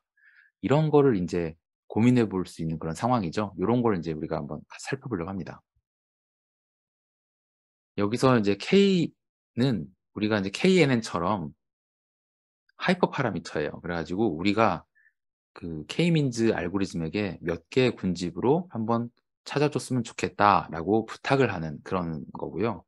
이 미인즈라고 하는 것은 실제로 우리가 군집으로 이렇게 만들려고 할 때 그러면은 그 군집을 대표하는 어떤 값들이 있을 거예요. 우리가 보통 그거를 이제 센트로이드라고 이렇게 부릅니다, 유식한 말로. 그러면 군집을 대표하는 값들 센트로이드들이 있을 텐데 이것과 각 데이터들 간의 거리를 쭉 구하는데 여기서 그럼 이제 센트로이드를 결정하는 게 사실 되게 중요한 문제가 돼요. 그럼 이 센트로이드를 어떻게 결정할 거냐? 보통은 우리가 군집이라고 생각했었던 어떤 데이터들의 집합들이 이렇게 있다면 그 집합으로부터 중심점을 하나 찾아 가지고 이 중심점과 얼마나 가까운가 얼마나 먼가를 판단해서 클러스터 이쪽에 속한다, 이쪽에 속한다 판단하는 어떤 기준으로 삼으려고 하는 건데 이 센트로이드를 계산함에 있어서 우리가 평균을 사용한다라는 의미에서 이제 민즈라는 내용을 쓰는 겁니다. 그래서 K민즈는 그래서 말씀드린 대로 요렇게 데이터가 속한 군집의 중심까지의 평균 거리가 이렇게 쭉 존재할 텐데 예를 들어 우리가 이제 K를 뭐 2 개로 줬다 한다면은 센트로이드가 2 개가 생길 거고 요 센트로이드와 가까운 한 군집 찾고 요 센트로이드와 가까운 한 군집 찾는 그래서 이 데이터와 센트로이드와의 평균 거리를 최소화하는 점들의 집합 각각을 클러스터로 삼겠다라고 하는 게 이제 목표라고 볼 수 있습니다. 자, 그럼 이제 군집화 과정에 대해서 간단하게 살펴볼 텐데요. K민즈는 되게 참 재밌는 게, 일단 우리가 데이터가 이런 식으로 스캐터 플롯에 나와 있다고 한다면, 사실 이제 우리가 딱 보면 이거 클러스터 2개로 될 수 있겠다라고 생각은 하겠지만, 엄밀히 얘기하면 기계는 그런 정보를 전혀 모를 거예요. 기계가 가지고 있는 것은 사실상 요 여러 개 점들의 좌표만을 가지고 있을 겁니다. 각각의 좌표만을 가지고 있고, 그 좌표는 사실상 우리가 흔히 얘기하는 특징이죠. 컬럼에 있는 특징들 혹은 데이터에 있는 각각의 레코드들일 텐데, 그것만 숫자의 나열만 가지고서는 사실 기계들은 잘 모르잖아요. 그 상태에서 그럼 이게 2개의 군집인 것 같지만 기계는 잘 모르는 상황이고요. 그때 이제 우리가 눈대중으로 대충 봐서 2개 정도 있는 것 같은데 2개로 클러스터 묶이는지 한번 볼까? 그렇게 해서 K를 이제 우리가 2로 줬다고 해봅시다. 그러면 K민즈는 제일 먼저 뭘 하냐면, 그냥 그 센트로이드라고 하는 것을 임의의 2점을 그냥 만들어요. 어딘가에 찍습니다. 이렇게 찍을 수도 있고, 어떤 경우는 뭐 자기 맘대로 이렇게 찍을 수도 있고, 혹은 뭐 이렇게 찍을 수도 있고, 운이 좋다면 뭐 이렇게 찍힐 수도 있겠지만, 어쨌거나 임의의 2점을 찍습니다. 그 다음에 뭘 하느냐, 우리가 지금 이거하고 이거 찍어 놨잖아요. 각 점들이 지금 현재 K민즈가 생각한 센트로이드가 무엇인지, 그래서 거기에 대한 거리를 다 이렇게 구합니다. 그래서 만일에 지금 여기에 점이 한 20개가 있다. 그리고 센트로이드를 2개로 삼았다 라고 한다면 우리가 총 40개의 거리들이 나올 거예요. 그러면 그 거리를 보고, 실제로 얘는 이거에 가깝고 이거에는 멀죠. 그러면 이 점은 아마도 빨간색 X에 속할 것 같다. 이 점은 아마도 요 파란색 X에 속할 것 같다. 뭐 이런 식으로 우리가 태깅을 한 번씩 해줍니다. 여기서의 근거는 예를 들어 거리, 디스턴스 어떤 점과 클러스터 1과의 거리와 디스턴스 이 점과 클러스터 2 사이의 거리를 본 다음에 이게 더 큰지 아니면 요게 더 큰지 확인해 가지고, 거리는 더 작은 게 더 가까운 거니까 그것에 대한 클러스터 정보를 태깅을 하면 우리가 이제 이런 식으로 표현이 되겠죠. 빨간색 X랑 가까운 애들, 파란색 X랑 가까운 애들.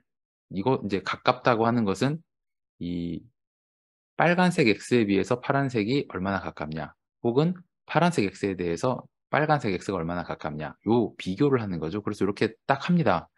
그러면 이제 이 상태에서 군집이 다 만들어졌는가? 그렇지 않죠. 여러분들 보시기에 군집이 지금 정상적으로 된다면은 사실 요렇게 돼야 되는 것 같은데 그렇게 안 돼 있잖아요. 그러면 이제 이터레이션을 한번 합니다. 어떻게 이터레이션을 하느냐? 지금 빨간 점들 이렇게 쭉 있죠. 빨간 점들. 빨간 점들의 중간 좌표를 찾는 거예요. 그러면 예를 들어 빨간 점이 10개 있다고 한다면 10분의 x1 플러스 x2 플러스 x10, 이게 아마 이 빨간 점들에서의 중간값이 될 거고, 그 다음에 x좌표가 될 거고, 그 다음에 10분의 y1 플러스 y2 플러스 y10 이렇게 될 겁니다. 그러면 이 점들의 중간값, means, 그거를 우리가 이제 새로운 센트로이드라고 생각을 하고 얘를 그쪽으로 이동을 시켜요. 파란색에 대해서도 마찬가지입니다. 파란색이 지금 이렇게 있다고 한다면 아마도 여러분들 보시기에 파란색은 중간값이 어디쯤일까? 한 이쯤으로 이렇게 오지 않을까 싶습니다. 그래서 파란색에 대한 이 센트로이드를 뭐 이런 식으로 이동을 시키는 거죠. 그래서 이제 아까 그 데이터에서 이렇게 센트로이드가 이동된 거예요. 그러면 어떤 작업을 하느냐? 아까 여기서 했던 작업 있죠. 여기서 어떤 작업 했죠? 센트로이드와 각 점들 사이의 거리를 다 쟀죠. 마찬가지로 여기서도 보면은 예를 들어 이 점이다. 그럼 이 점이 요 거리와 요 거리, 요 점이 또 요 거리와 요 거리. 그래서 가까운 센트로이드의 태그를 달아주는데, 그러면 이제 지금 이 상황에서 얘 보면은 얘는 지금 빨간색으로 태그가 됐었지만 여기는 지금 새로운 센트로이드와 파란색 새로운 센트로이드와 더 가까우니까 얘가 어떻게 될까요? 변할 거예요. 얘는 이제 파란색 점으로 변하게 될 겁니다. 그래서 이런 식으로 계속 거리를 재고, 한 점에서 두 센트로이드까지의 거리를 재고, 더 가까운 센트로이드의 색깔, 센트로이드의 태그를 여기다 이렇게 달아주는 거죠. 그러면 아마도 얘네들은 빨간색으로 변할 것 같고 얘네들은 파란색으로 변할 것 같아요. 그래서 그 과정을 다 해가지고 업데이트를 해보니까 점들이 이렇게 다시 배치가 된 거죠.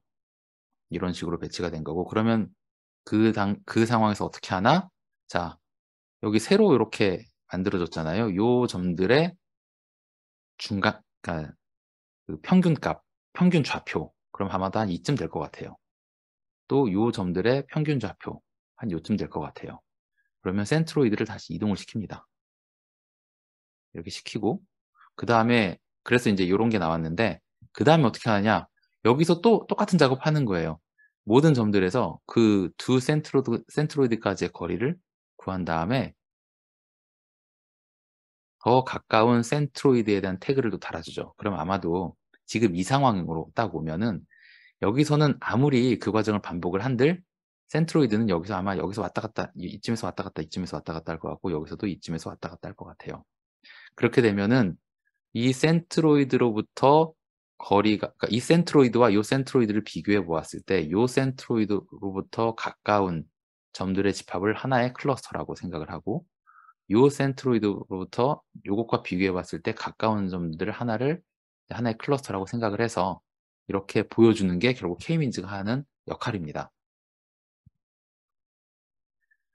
그래서 이거를 이제 말로 다시 정리를 해보면 데이터셋의 임의의 중심점 K개를 배치합니다. 우리 앞서서는 예제가 2개였고, 우리 앞으로 볼 붓꽃 데이터 아이리스 같은 경우에는 3개가 될 거예요. 그러면 얘가 알아서 중심점 3개를 랜덤으로 배치한 다음에 각 데이터들을 가장 가까운 중심점으로 정해서 군집을 형성하고, 군집이 형성되면 그 군집 내에 해당 군집의 중심점을 업데이트하고, 아까 보면 이제 DE 뭐 이런 과정이었죠. 업데이트한 중심점을 기반으로 해서 다시 군집을 형성하고, 그 다음에 요 과정을 계속 반복한다고 하는 건데, 실제로 보면은 이렇게 이동시키고 다시 구하고 이동시키고 다시 구하고 이동시키고 다시 구하고, 뭐 이 과정을 계속 반복한다라고 보면 됩니다. 그러면 한번 이게 정말로 잘 돌아가는지 코드를 간단하게 한번 살펴볼게요. 품종 정보가 다 사라지고 붓꽃에 뭐 꽃잎에 가로 세로, 그 다음에 꽃받침에 가로 세로 정보만 있을 때 그걸 분할할 수 있을까? 정말로 우리가 알고 있는 사전 지식과 비슷하게 나올까? 이거를 한번 확인해 볼게요. 이 문제에서 필요한 데이터셋은 붓꽃 데이터셋이고요. 너무 잘 아시다시피 알고리즘은 이제 K-민즈를 쓸 겁니다. 그리고 붓꽃은 사실 아시다시피 꽃잎의 가로와 세로, 그 다음에 꽃받침의 가로와 세로, 그래서 이제 4차원 데이터죠. 4차원 데이터는 시각화하기 좀 힘들잖아요. 그래서 우리가 이제 시각화해서 보기 좀 편하게 꽃잎의 가로 세로만 한번 써보려고 해요. 자, 우리 케글에서 데이터 받을 수 있지만 사이킨런이나 아니면은 그 사이킨런이나 아니면은 뭐 다른 그 C본 같은 데도 그냥 데이터가 들어있거든요. 우리는 그냥 sklearn, scikit-learn에 들어있는 데이터 받아다가 쓰는 걸로 한번 해볼게요. 얘네들의 데이터셋을 보면은 특징이 꽃잎의 길이와 너비, 그 다음에 꽃 받침의 길이와 너비 이렇게 있습니다. 그리고 총 150개의 데이터가 있는데 이번 활동에서는 이제 꽃잎에 있는 것만 써보려고 해요. 시각화가 좋으니까. 이게 X, 이게 Y라고 한다 그러면은 좌표 평면에다가 이제 모든 걸 다 표시해 볼 수가 있어서 그렇습니다. 이 4개를 다 썼을 경우는 4차원 공간이 어떻게 생겼는지 디비주얼라이즈 하는 거 되게 힘들겠죠? 자, 그래서 여기서 불러오는 것은 이 코드 이렇게 쓰시면 되고요. 그 다음에 로드 아이리스 한 다음에 우리가 이제 프린트 아이리스나 프린트 피처 네임즈 이렇게 해보면은 아이리스 데이터가 현재 1행부터 150행까지 이렇게 나오고, 얘네들이 각각 어떤 품종인가 그거를 타겟 어레이에다가 이제 집어넣어 놨죠. 그래서 0, 1, 2 이렇게 있는데 여기서 보니까 이 어레이에서 0은 세토사, 1은 벌시칼라, 2는 버지니카로 되어 있고 지금 요 데이터 같은 경우에는 앞에 게 꽃 받침의 길이와 너비, 꽃잎의 길이와 너비 이렇게 돼 있습니다. 너무 잘 아시죠? 여기서 우리는 이제 좀 빨리 넘어갈게요. 지금 데이터 프레임으로 지금 요렇게 다시 만들었는데 요 데이터 프레임이 기존의 정보들을 잘 가지고 있는지 지금 확인하는 과정인데 총 컬럼이 4개가 있고 거기에 각각 150개씩 데이터 들어가 있다라는 거 이제 우리가 로드한 거랑 지금 똑같다는 거를 이제 확인을 해 봤고요. 그 상태에서 아이리스 지금 페탈 꽃잎 데이터만 우리가 한번 써보자라고 하는 겁니다. 그래서 전체 데이터에서 이거는 전체 레인지로부터 우리가 두 번째, 세 번째만 가져다 쓰겠다. 그래서 이걸 지금 다 여기에 새로 복사를 한 거고 라벨은 사실 품종은 그대로 쓰면 되고요. 그래서 우리가 새로 만든 요 데이터 출력해 봤더니 지금 각각 2개씩만 나온 거를 볼 수가 있죠. 그다음에 이것을 이제 스캐터 플롯을 한번 그려 볼 건데 스캐터 플롯 그리면서 우리가 x는 이 length 그다음에 y는 width 값을 쓰고 그다음에 색상은 이제 블루 파란색으로 하고 여기다가 트랜스페어런시를 약간 줘서 몰려 있는 데는 좀 더 진하게 나오고 몰려 있지 않은 데는 좀 연하게 나오게끔 지금 그렇게 잡아 보고 그려 보면은 이제 이렇게 나옵니다. 그래서 페탈 랭스와 페탈 위스를 기준으로 해 가지고 우리가 가졌던 150개의 점을 뿌려 보면은 이렇게 나오는데 지금 이것만 뿌려 봐서는 여기서 어떤 그러니까 뭐 품종 그런 걸 다 떠나서 몇 개의 어 클러스터 혹은 몇 개의 클래스로 되어 있는지 알 수 있는 방법이 없죠. 그래서 이제 K-means 이용해 가지고 우리가 한번 이제 클러스터링 해 보려고 해요. 이제 K는 사실 하이퍼 파라미터입니다. 임의로 설정한 군집의 개수. 이거 우리가 그냥 주면 되는 거예요. 보통 그 머신러닝을 쓰면 우리가 소위 얘기하는 이 웨이트는 이제 보통 또 파라미터라고 부르기도 하는데 얘네들은 이제 러닝 파라미터죠. 우리가 학습을 하면서 업데이트를 하는 거라고 한다면 그 학습 과정에 어떤 초월적인 존재가 있어서 이걸 보고 결정한다라는 그런 파라미터들을 보통 우리가 이제 하이퍼 파라미터라고 부릅니다. 그래서 이 초월적인 존재가 하이퍼 파라미터를 준다. 사실 머신러닝 알고리즘 측면에서 보면 우리 사람들이 초월적인 존재잖아요. 그래서 그 초월적인 존재들이 하이퍼 파라미터를 주는데 K-means 자체가 몇 개 클러스로 되어 있는지 구분해 주지는 못하니 우리가 그 값을 한번 넣어서 몇 개 군집으로 나눠 보아라 라고 하는 겁니다. 그래서 이제 sklearn의 클러스터라고 하는 패키지에서 K-means를 가져다가 요렇게 K-means는 클러스터 3개 해 가지고 오브젝트를 하나 만듭니다. 그리고 나서 K-mean fit 하고 어떤 데이터 우리가 현재 학습하려고 하는 2차원 데이터 있죠? 꽃잎의 그 길이와 너비 요걸로만 지금 핏을 해 보는 거예요. 보통 우리가 이제 머신러닝 측면에서 보면은 트레이닝을 한다고 하는데 여기서 보면 이제 모든 API들이 핏으로 되어 있습니다.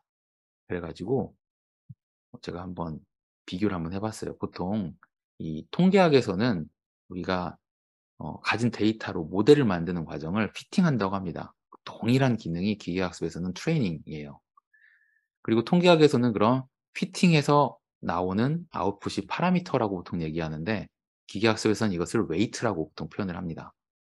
통계학에서 쓰는 베리어블들 그래서 뭐 y, x 이런 게 다 데이터인데 이거를 우리가 기계학습에서는 뭐 피처 혹은 컬럼 이렇게 해 가지고 쓰죠. 그래서 이 피팅을 한다라고 한다면 트레이닝을 하는 거랑 이제 동일한 그런 상황이고요.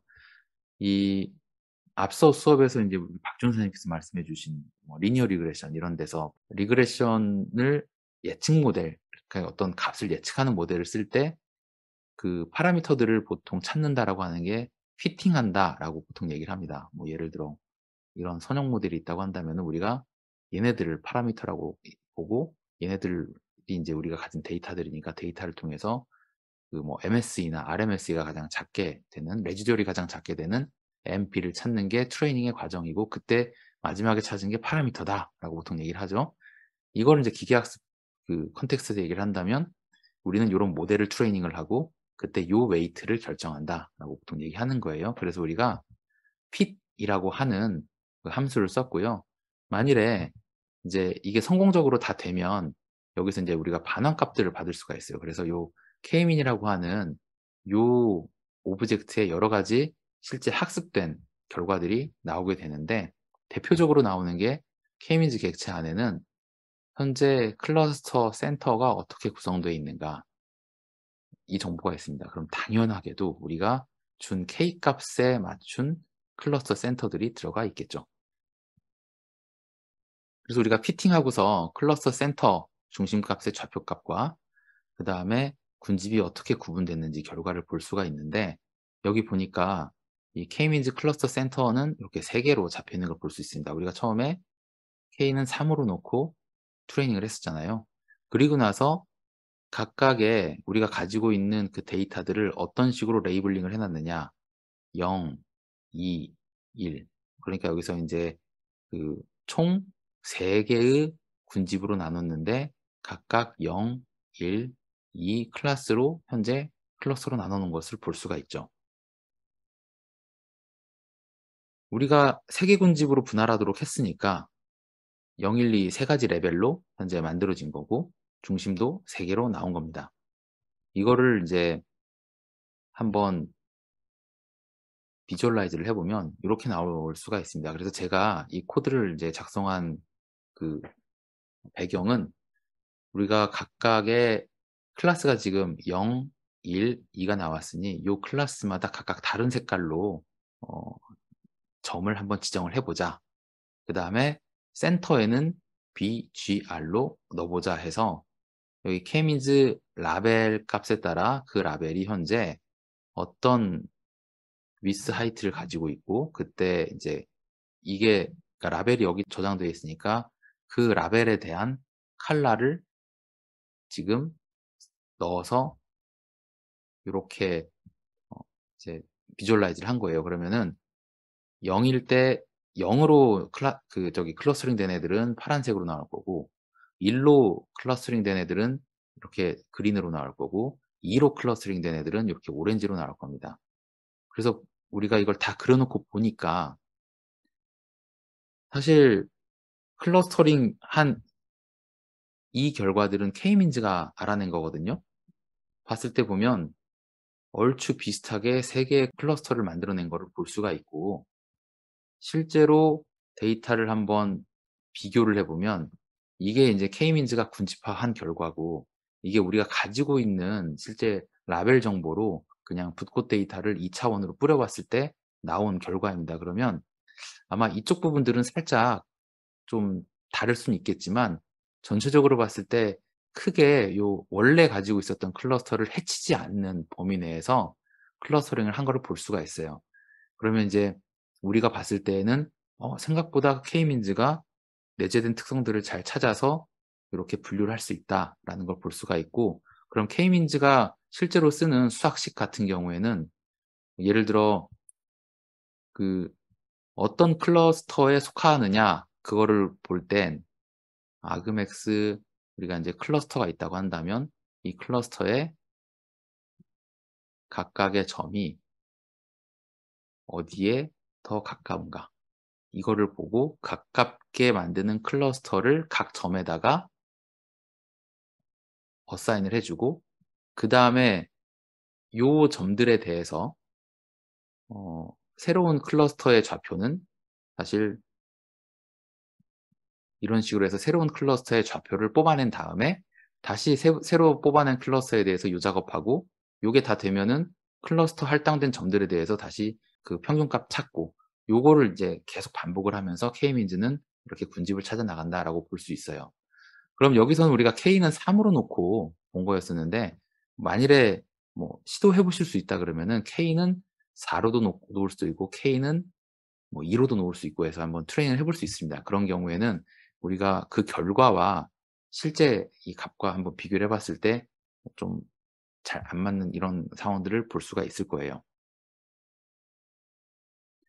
자, 그래서 이제 코드를 우리가 간단하게 살펴봤었고, 여기서 이제 뭐 얘기할 수 있는 거는, 아, 실제로 K민즈가 어떤 정답이 있는 데이터에서 정답 빼놓고서 클러스터링 해보니까 꽤 비슷하게 나타나네. 그러면 정말로 정답이 없는 데이터에 대해서도 우리가 적당한 그 K 값을 정해서 클러스터링을 하면, 그걸 바탕으로 해서 우리가 라벨 정보를 수여할 수 있거나 아니면 각 데이터에 대한 그 특징들을 찾아낼 수 있는 그런 방도로 쓸 수 있겠다라고 생각해 볼 수가 있고요. 그럼 인제 여기서 또 질문이 하나 들어올 수 있는 게, 그럼 K 값은 어떻게 정합니까? 이 생각을 하실 수 있을 거예요. 이 K 값은요, 그 원래는 이제 경험적으로 합니다. 경험적으로 '이렇게 넣으면 맞을까? 저렇게 넣으면 맞을까?' 물론 인제 스캐터 플롯을 그려 봤을 때 뭐 막 이런 식으로 딱 아주 분명하게 갈라져 있다고 한다면은 바로 그냥 '이 넣고서 해 보자.' 그리고 사실 이런 경우는 스캐터 플롯 해 가지고 이렇게 두 개로 나온다 그러면 K-민즈 같은 거 돌려볼 필요가 사실은 없어요. 그런데 굉장히 고차원 데이터이고 시각화가 하기 힘든 상황에서 어 우리가 가지고 있는 많은 데이터가 어떤 클러스터로 나눠질 수 있는지, 그런 상황을 좀 보고 싶다라고 한다면 뭐 시각화를 하지 않은 상태에서 K-민즈를 한번 돌려보고 몇 개의 클러스터로 나눠지는지를 확인해 볼 수 있겠죠. 근데 눈에 보이지 않고 경험적으로 이렇게 찾는 건 좀 힘들잖아요. 그래서 우리가 쓰는 방법이 이런 엘보우 메서드라고 해 가지고, 그 이 엘보우 메서드라는 걸 쓰면은 어떤 K 값을 썼을 때 가장 좋은가, 이거를 알려주는 그런 방법이 있습니다. 지금 이쪽에서는 그것을 소개하진 않았지만 우리 책에는 그 엘보우 메서드가 소개되어 있으니까요. 그거 한번 참고해 보셔서 새로운 데이터를 분석하실 때 쓸데없이 많이 삽질하면서 경험적으로 K를 찾지 마시고, 고걸로 가장 적당한 K 값의 어떤 이스티메이션을 찾은 다음에 적용해 가지고 데이터를 분석해 보시면 좋을 것 같아요. 그래서 우리가 붓고 데이터로 정답 한번 싹 지워 본 다음에 K-민즈가 잘 동작하는지 동작하지 않는지 한번 같이 확인을 해 봤습니다. 자, 그래서 이제 다음 걸로 넘어가면은, 이제 고차원의 데이터를 저차원으로 줄일 수 있을까? 저차원으로 줄이는 거는 첫 번째로는 너무 고차원 데이터, 즉 컬럼 수가 징글징글하게 많은 것들이 있으면 얘네들을 어 잘 볼 수 있을까? 얘를 시각화해 가지고 그 내재적으로 가진 특징들을 볼 수 있을까 하는 이제 그런 어려움들, 그런 질문들을 풀어주는 게 인제 이 방법인데, 고 슬라이드 같이 보면서 한번 개념을 잡고 쓰는 방법을 보도록 하지요. 자, 그러면 우리 인제 다음 PC에 한번 가 볼게요. 그래서 고차원의 데이터. 우리 인제 고차원이라고 한다 그러면 보통은 인제 3 차원 이상을 생각을 하죠. 아까 제가 그 뭐 MCI, 치매 데이터 이런 거 분석한다 그랬는데, 제가 치매 데이터 같은 경우는 칼럼이 거의 500 칼럼 정도 됩니다. 거기에 인제 뭐 바이오마커 같은 것도 넣어 가지고 칼럼이 되게 많은데, 500 칼럼이면은 거의 뭐 그 이미지, 작은 이미지 한 장 정도 정보를 들고 있는 거랑 비슷하죠. 우리가 보통 이제 차원이라고 한다면 어떤 데이터가 있을 때 이 컬럼들을 우리가 보통 차원이라고 하잖아요. 사실은 이제 아이리스처럼 4 차원인 경우도 그렇게 많지는 않습니다만, 이제 이런 데이터 4 차원만 돼도 얘네들의 데이터가 어떤 식으로 분포가 돼 있는지 보는 게 굉장히 힘들기 때문에 4 차원 공간 자체를 생각하는 것도 힘들잖아요. 그랬을 때 인제 저차원으로 줄여서 2 차원이나 1 차원으로 줄여도 이 데이터의 내재된 특성이나 분포 같은 걸 볼 수 있게끔 하는 방법입니다. 대표적으로는 PCA가 있는데요. 그 내용 한번 같이 볼게요. 그래서 PCA를 통해 가지고 이번에도 우리가 익숙한 붓꽃 데이터를 통해서 PCA가 어떻게 동작하는지를 한번 살펴보려고 하는 겁니다. 그래서 붓꽃의 꽃받침의 너비와 길이, 꽃잎의 너비와 길이 총 4 가지 변수를 데이터로 삼아서 4 차원 데이터를 한번 시각화해 보려고 합니다. 그 우리 이제 K민즈 실습을 통해서 붓꽃 데이터는 사실상 3 개의 군집으로 나뉠 것이라는 것을 알고 있는데, 주성분 분석으로 시각화하면 실제로 뭐 레이블 정보를 주지 않더라도 얘네들도 3 개로 나눠지는가, 그리고 뭐 3 개로 이렇게 군집화가 되어서 분포가 되는가, 요런 거 한번 우리가 확인해 볼 수 있을 것 같아요. 이 경우에는 이제 4 차원 데이터를 2 차원 데이터 평면에 시각화할 수 있을까? 그래서 scikit-learn 4 차원 데이터를 PCA로 학습해 가지고 2 차원 또는 1 차원으로 시각화를 하고 실제 붓꽃 데이터셋 정답과 산점도 한번 비교해 보는 걸 보려고 합니다.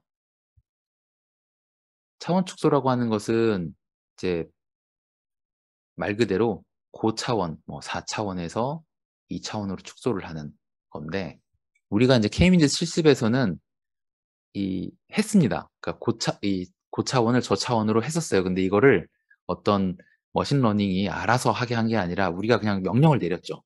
그래서 이 리스트에서 2 번, 3 번만 뽑아 와라 그래 가지고 명시적으로 우리가 이렇게 했는데, 그렇게 해서 인제 비주얼라이즈를 했었어요. 그런데 이제 이것을 명시적으로 하지 않아도 내재적으로 이 친구들이, 그러니까 우리가 가진 데이터들이 분할될 수 있는 가능성들이 있다면 PCA 같은 거를 했을 때에는 이런 4차원 데이터의 복잡한 좌표 공간도 2차원으로 축소를 해볼 수 있다라는 이야기입니다. 차원 축소라고 하는 것은 보통 이제 고차원에서 저차원 공간으로 데이터를 변환하는 과정을 말하고요. 특히 인제 고차원 데이터의 의미 있는 특성들은 그대로 유지하면서 저차원 공간으로 변환을 시키는 거죠. 그러니까 다루기는 좀 더 쉬워지지만 원래 가지고 있던 정보들은 그대로 포함하고 있는, 그거를 인제 뽑아내는 게 이제 PCA의 원리라고 볼 수가 있습니다. 군집화라고 하는 것은 이제 고차원 데이터를 저차원으로 비주얼라이즈 하진 않고 그냥 일단 가지고 있는 고차원 데이터를 가지고서 유사성을 보고 그걸 바탕으로 그룹화하는 거로 볼 수 있는데, 둘 다 비지도 학습이고 기본적으로 레이블 정보가 없어도 이 데이터를 분석할 수 있는 능력을 가진 걸로 볼 수 있고요. 그럼 이제 차원 축소, 여기 뭐 차원의 저주, 과적합의 위험 이런 얘기도 있지만 결국에는 차원 축소를 하는 이유는 우리 뭐 이제 머신러닝 입장에서 보면은 얼마나 적은 데이터로도 높은 성능을 올릴 수 있을까? 적은 데이터로 높은 성능을 올려서 적은 컴퓨테이셔널 파워를 통해서도 높은 머신러닝 성능을 만들어내 보자라고 하는 겁니다. 데이터 숫자가 줄어들면 줄어들수록 처리해야 될 데이터 양이 적으니 빨리 뭔가 되겠죠. 그런데 이 적은 데이터를 쓰려면 기존에 굉장히 많은 데이터에서 꼭 필요한 정보 있을 때 요것만 뽑아내 가지고 차원을 줄이는 게 되게 중요하겠죠. 그래서 인제 이 과정을 하는 게 PCA라고 보시면 돼요. 그래서 계산이 간소화되고 시각화가 용이해지는데, 근데 차원 축소를 하면은 필연적으로 원본 데이터의 특성 일부를 잃을 수밖에는 없습니다. 그러니까 이게 그러니까 앞서서 요런 그림을 그렸지만 아무리 여기에 가장 핵심적인 정보가 들어있다 할지라도 하나의 데이터를 구성하는 것은 뭐 이렇게 정보들이 또 다른 특징들이 분명히 존재할 수가 있는데, 차원 축소를 하게 되면 얘네들은 다 잃어버리게 되는 거거든요. 그래서 필연적으로 데이터의 특성 중에 일부는 손실하는데, 그것을 감수하더라도 계산이 빠르게 하고 시각화를 용이하게 할 수 있다면 이것을 선택하고자 한다는 게 이제 PCA의 철학이죠. 인제 차원 축소를 하는 방법은 크게 두 가지가 있습니다. 뭐 가장 우리가 일반적으로 하는, PCA가 아니라 일반적으로 인제 차원 축소할 때 보통은 이제 변수 선택을 하죠. 변수 선택할 때 아마도 많이 써 봤을 텐데, 저기 피처의 중요도 있죠. importance를 바탕으로 해 가지고 몇 개 정보만 정제를 해서 중요한 변수만 선택해 가지고 차원을 축소하는 방법이 있는 반면, 어떤 때는 이제 데리베이티브라고 해 가지고 추출된 정보들 있죠. 기존 변수를 요약하거나 새로운 변수를 생성해서, 그게 실제 우리가 봤을 때 어떤 값인지는 잘 모르겠지만 그래서 새롭게 태어난 값이지만은 원래 변수의 특성을 반영한다라고 볼 수 있는데, 우리 인제 비지도 학습 특히 PCA 같은 경우에는 요 케이스라고 보시면 됩니다. 주성분 분석은 PCA라고 하는데 Principal Component Analysis라고 해서 주된, principal은 가장 고유한 주된 컴포넌트를 분석해서 쓰겠다라고 하는 방법입니다. 이것은 변수 추출에 가까워요. 왜냐하면 우리가 가지고 있는 그 변수들 중에서 몇 개를 선택하는 방법이 아니고, 우리가 가진 변수들을 어떤 식으로든지, 여기선 요약이라고 했는데 여기선 사실 약간 변환을 합니다. 변환을 해 가지고 그 정보를 가지고 우리가 처리를 하는 방식이에요. 여기서는 이제 원본의 정보를 최대한 보존할 수 있는 기준을 삼아서 고차원 데이터를 저차원 데이터로 옮깁니다. 자, 그래서 이 PCA를 어떻게 설명해 볼 수 있느냐? 그 이제 책에는 이것이 수학적으로 어떤 의미를 갖느냐라는 거를 좀 설명을 해놨는데, 이제 그 뭐 선형대 수학 측면에서 보면은 아마도 여러분들 고유값과 고유 벡터 얘기를 들어봤을 거예요. 근데 이제 이 고유값과 고유 벡터는 사실 어떤 의미를 많이 담고 있냐면, 이 고유 벡터들은 보통 그 베이시스, 우리가 이제 기저라고 하죠. 어떤 벡터들을 만들어낼 수 있는 기저. 그래서 어떻게 보면 이 선형대 수학 측면에서 기저 벡터로 소 인수분해 같은 걸 한다라고 보시면 돼요. 그러니까 예를 들어 우리가 뭐 수 60이 있다. 그러면 이거는 이제 2의 제곱 곱하기 3 곱하기 5 이런 프라임 넘버로 우리가 분해를 해볼 수가 있고, 그러면 그 60이라고 하는 것을 2라는 축과 3이라는 축과 5라는 축이 있다고 한다면은 얘네들을 2는 2개 정도 있고 3은 하나 정도 있고 5는 하나 정도 있는 뭐 이런 기하 어떤 공간에다가 여기에 해당하는 점이다라고 우리가 한번 얘기를 해볼 수 있을 거예요. 즉, 이 숫자 프라임 넘버에서 이렇게 분해해 가지고 이 숫자 20이라고 하는 것은 2가 2개 있고 3이 하나 있고 5에 해당되는 성분이 하나 있는, 그럼 얘를 이제 뭐 예를 들어 2의 제곱 곱하기 3의 1승 곱하기 5의 1승 이런 식으로 표시할 수 있는 것처럼, 이 프라임 넘버로 하나의 수를 표현하는 것처럼 이 이제 선형대 수학 측면에서 하나의 데이터를 기저 벡터 축을 만들고 그 기저 벡터로 몇 개의 기저 벡터가 조합돼서 이 벡터가 나왔는지 이 데이터가 나왔는지 이런 식으로 표현을 할 수 있을 텐데, 그러면 PCA는 일종의 이런 기저 벡터들을 찾는 과정이다라고 보시면 됩니다. 그래서 기저 벡터, 예를 들어 이런 기저 벡터가 있고 이런 기저 벡터가 있고 이런 기저 벡터가 있을 때 어떤 데이터는 뭐 요 기저 벡터를 2개 가지고 있고 요거를 3개 가지고 있고 요거를 7개 가지고 있다. 그러면은 어 이제 이런 축에다가 그 데이터를 하나 표시해 볼 수 있고, 얘네들은 사실 얘와 얘와 얘로 설명될 수 있으니 그게 몇 개 있는지 한번 표현을 해보자. 프린서플 컴포넌트들이 각각 몇 개 들어있는지 표현을 해보자. 뭐 이런 식으로 접근하는 건데요. 어, 그 책을 보시면 조금 더 자세하게 설명이 되어 있으니까 이 내용들을 한번 보시면 좋을 것 같고, 결국 PCA는 데이터로부터 이런 소인수를 찾는 것처럼 이 데이터를 표시할 수 있는 근본적인 기저 벡터들의 구성을 찾는 거다. 그러면 그 기저 벡터가 많이 들어있는 애들끼리 모아놓으면은, 혹은 기저 벡터가 비슷한 애들끼리 모아놓으면은 군집화가 되거나 아니면 어떤 특정한 특징을 갖는 애들끼리 나누어서 비주얼라이즈 할 수 있을 것이다. 뭐 이런 식으로 저희가 한번 개념을 잡고 넘어가도록 해볼게요. 자, 그럼 무엇보다도 이제 그 PCA를 할 때는 차원 축소를 할 때 이런 프린서플을 가지고 우리가 접근을 합니다. 예를 들어 여기 이제 파란색 점이 이렇게 있어요.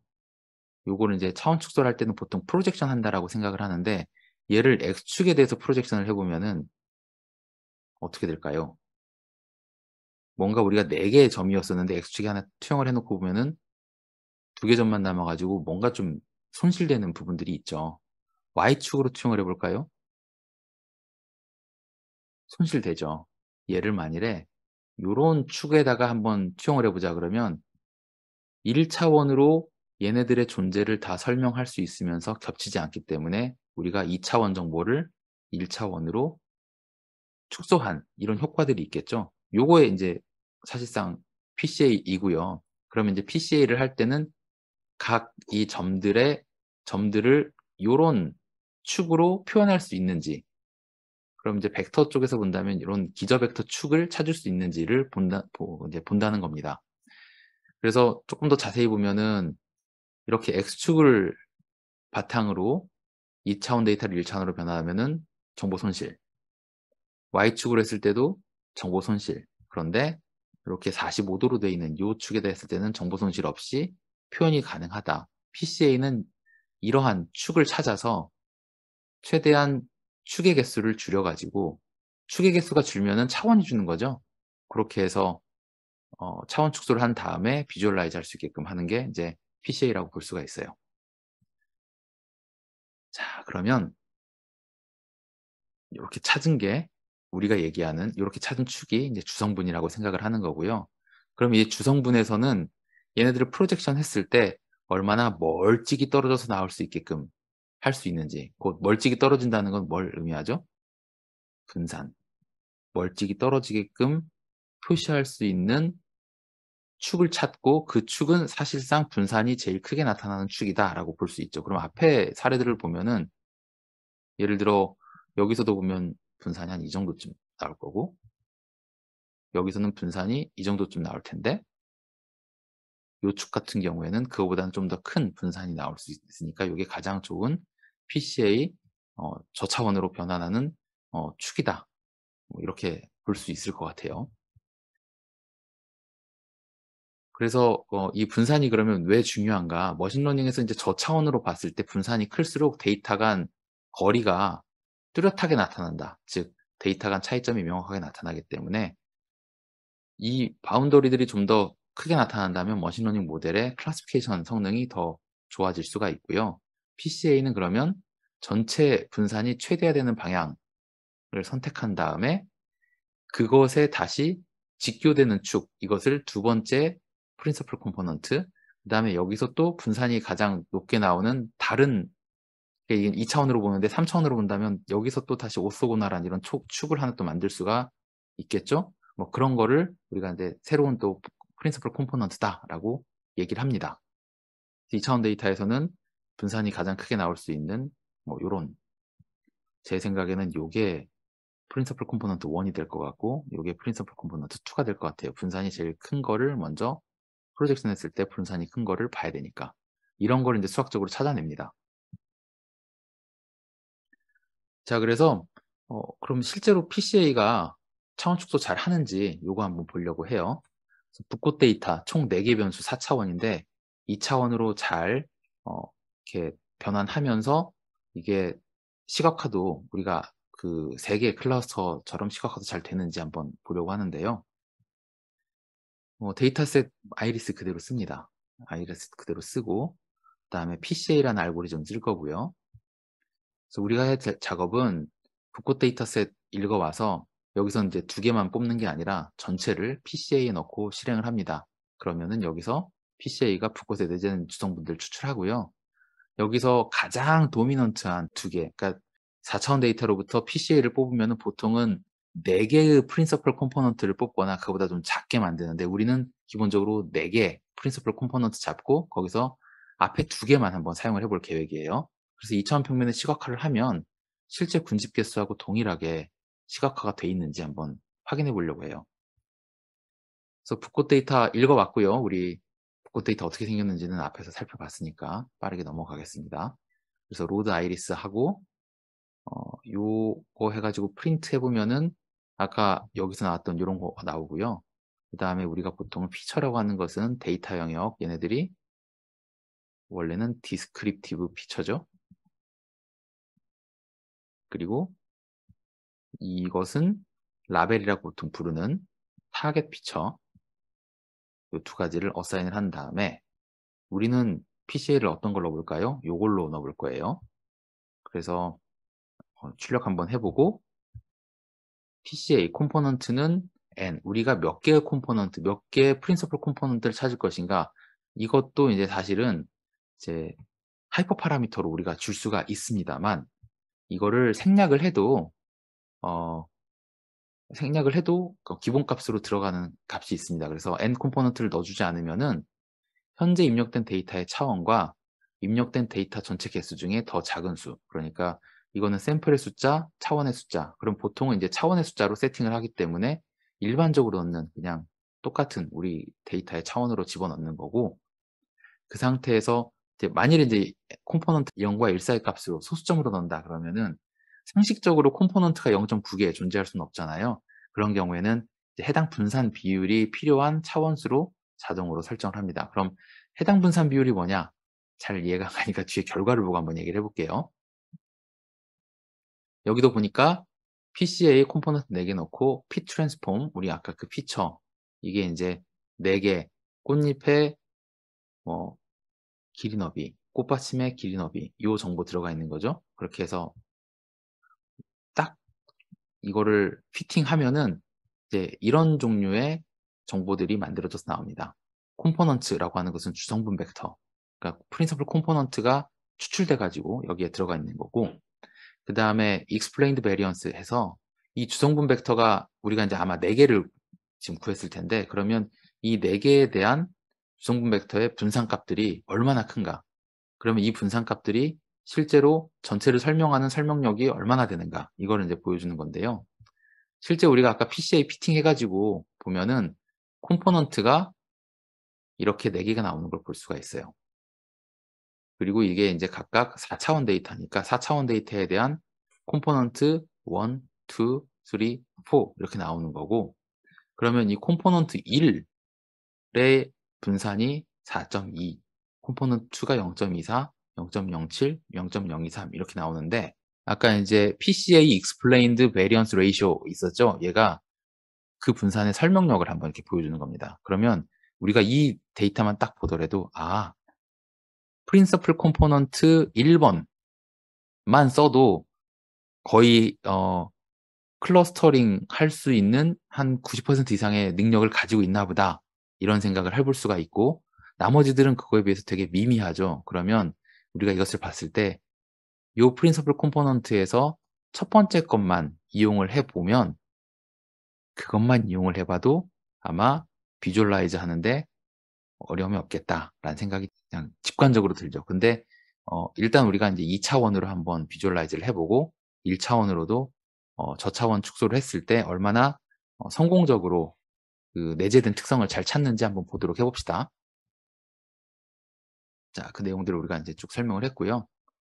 이제 분산율 이렇게 보면은 세 번째, 네 번째 컴포넌트는 실제 구분하는 데 있어서 큰 영향을 미치지 않을 것 같고, 이 첫 번째, 두 번째만 가지고도 거의 97, 0.97 정도 설명할 수 있는 그런 프린시플 컴포넌트니까 아마도 이렇게 비주얼라이즈를 했을 때 클러스터가 잘 쪼개져서 나올 것 같다라는 생각이 좀 듭니다.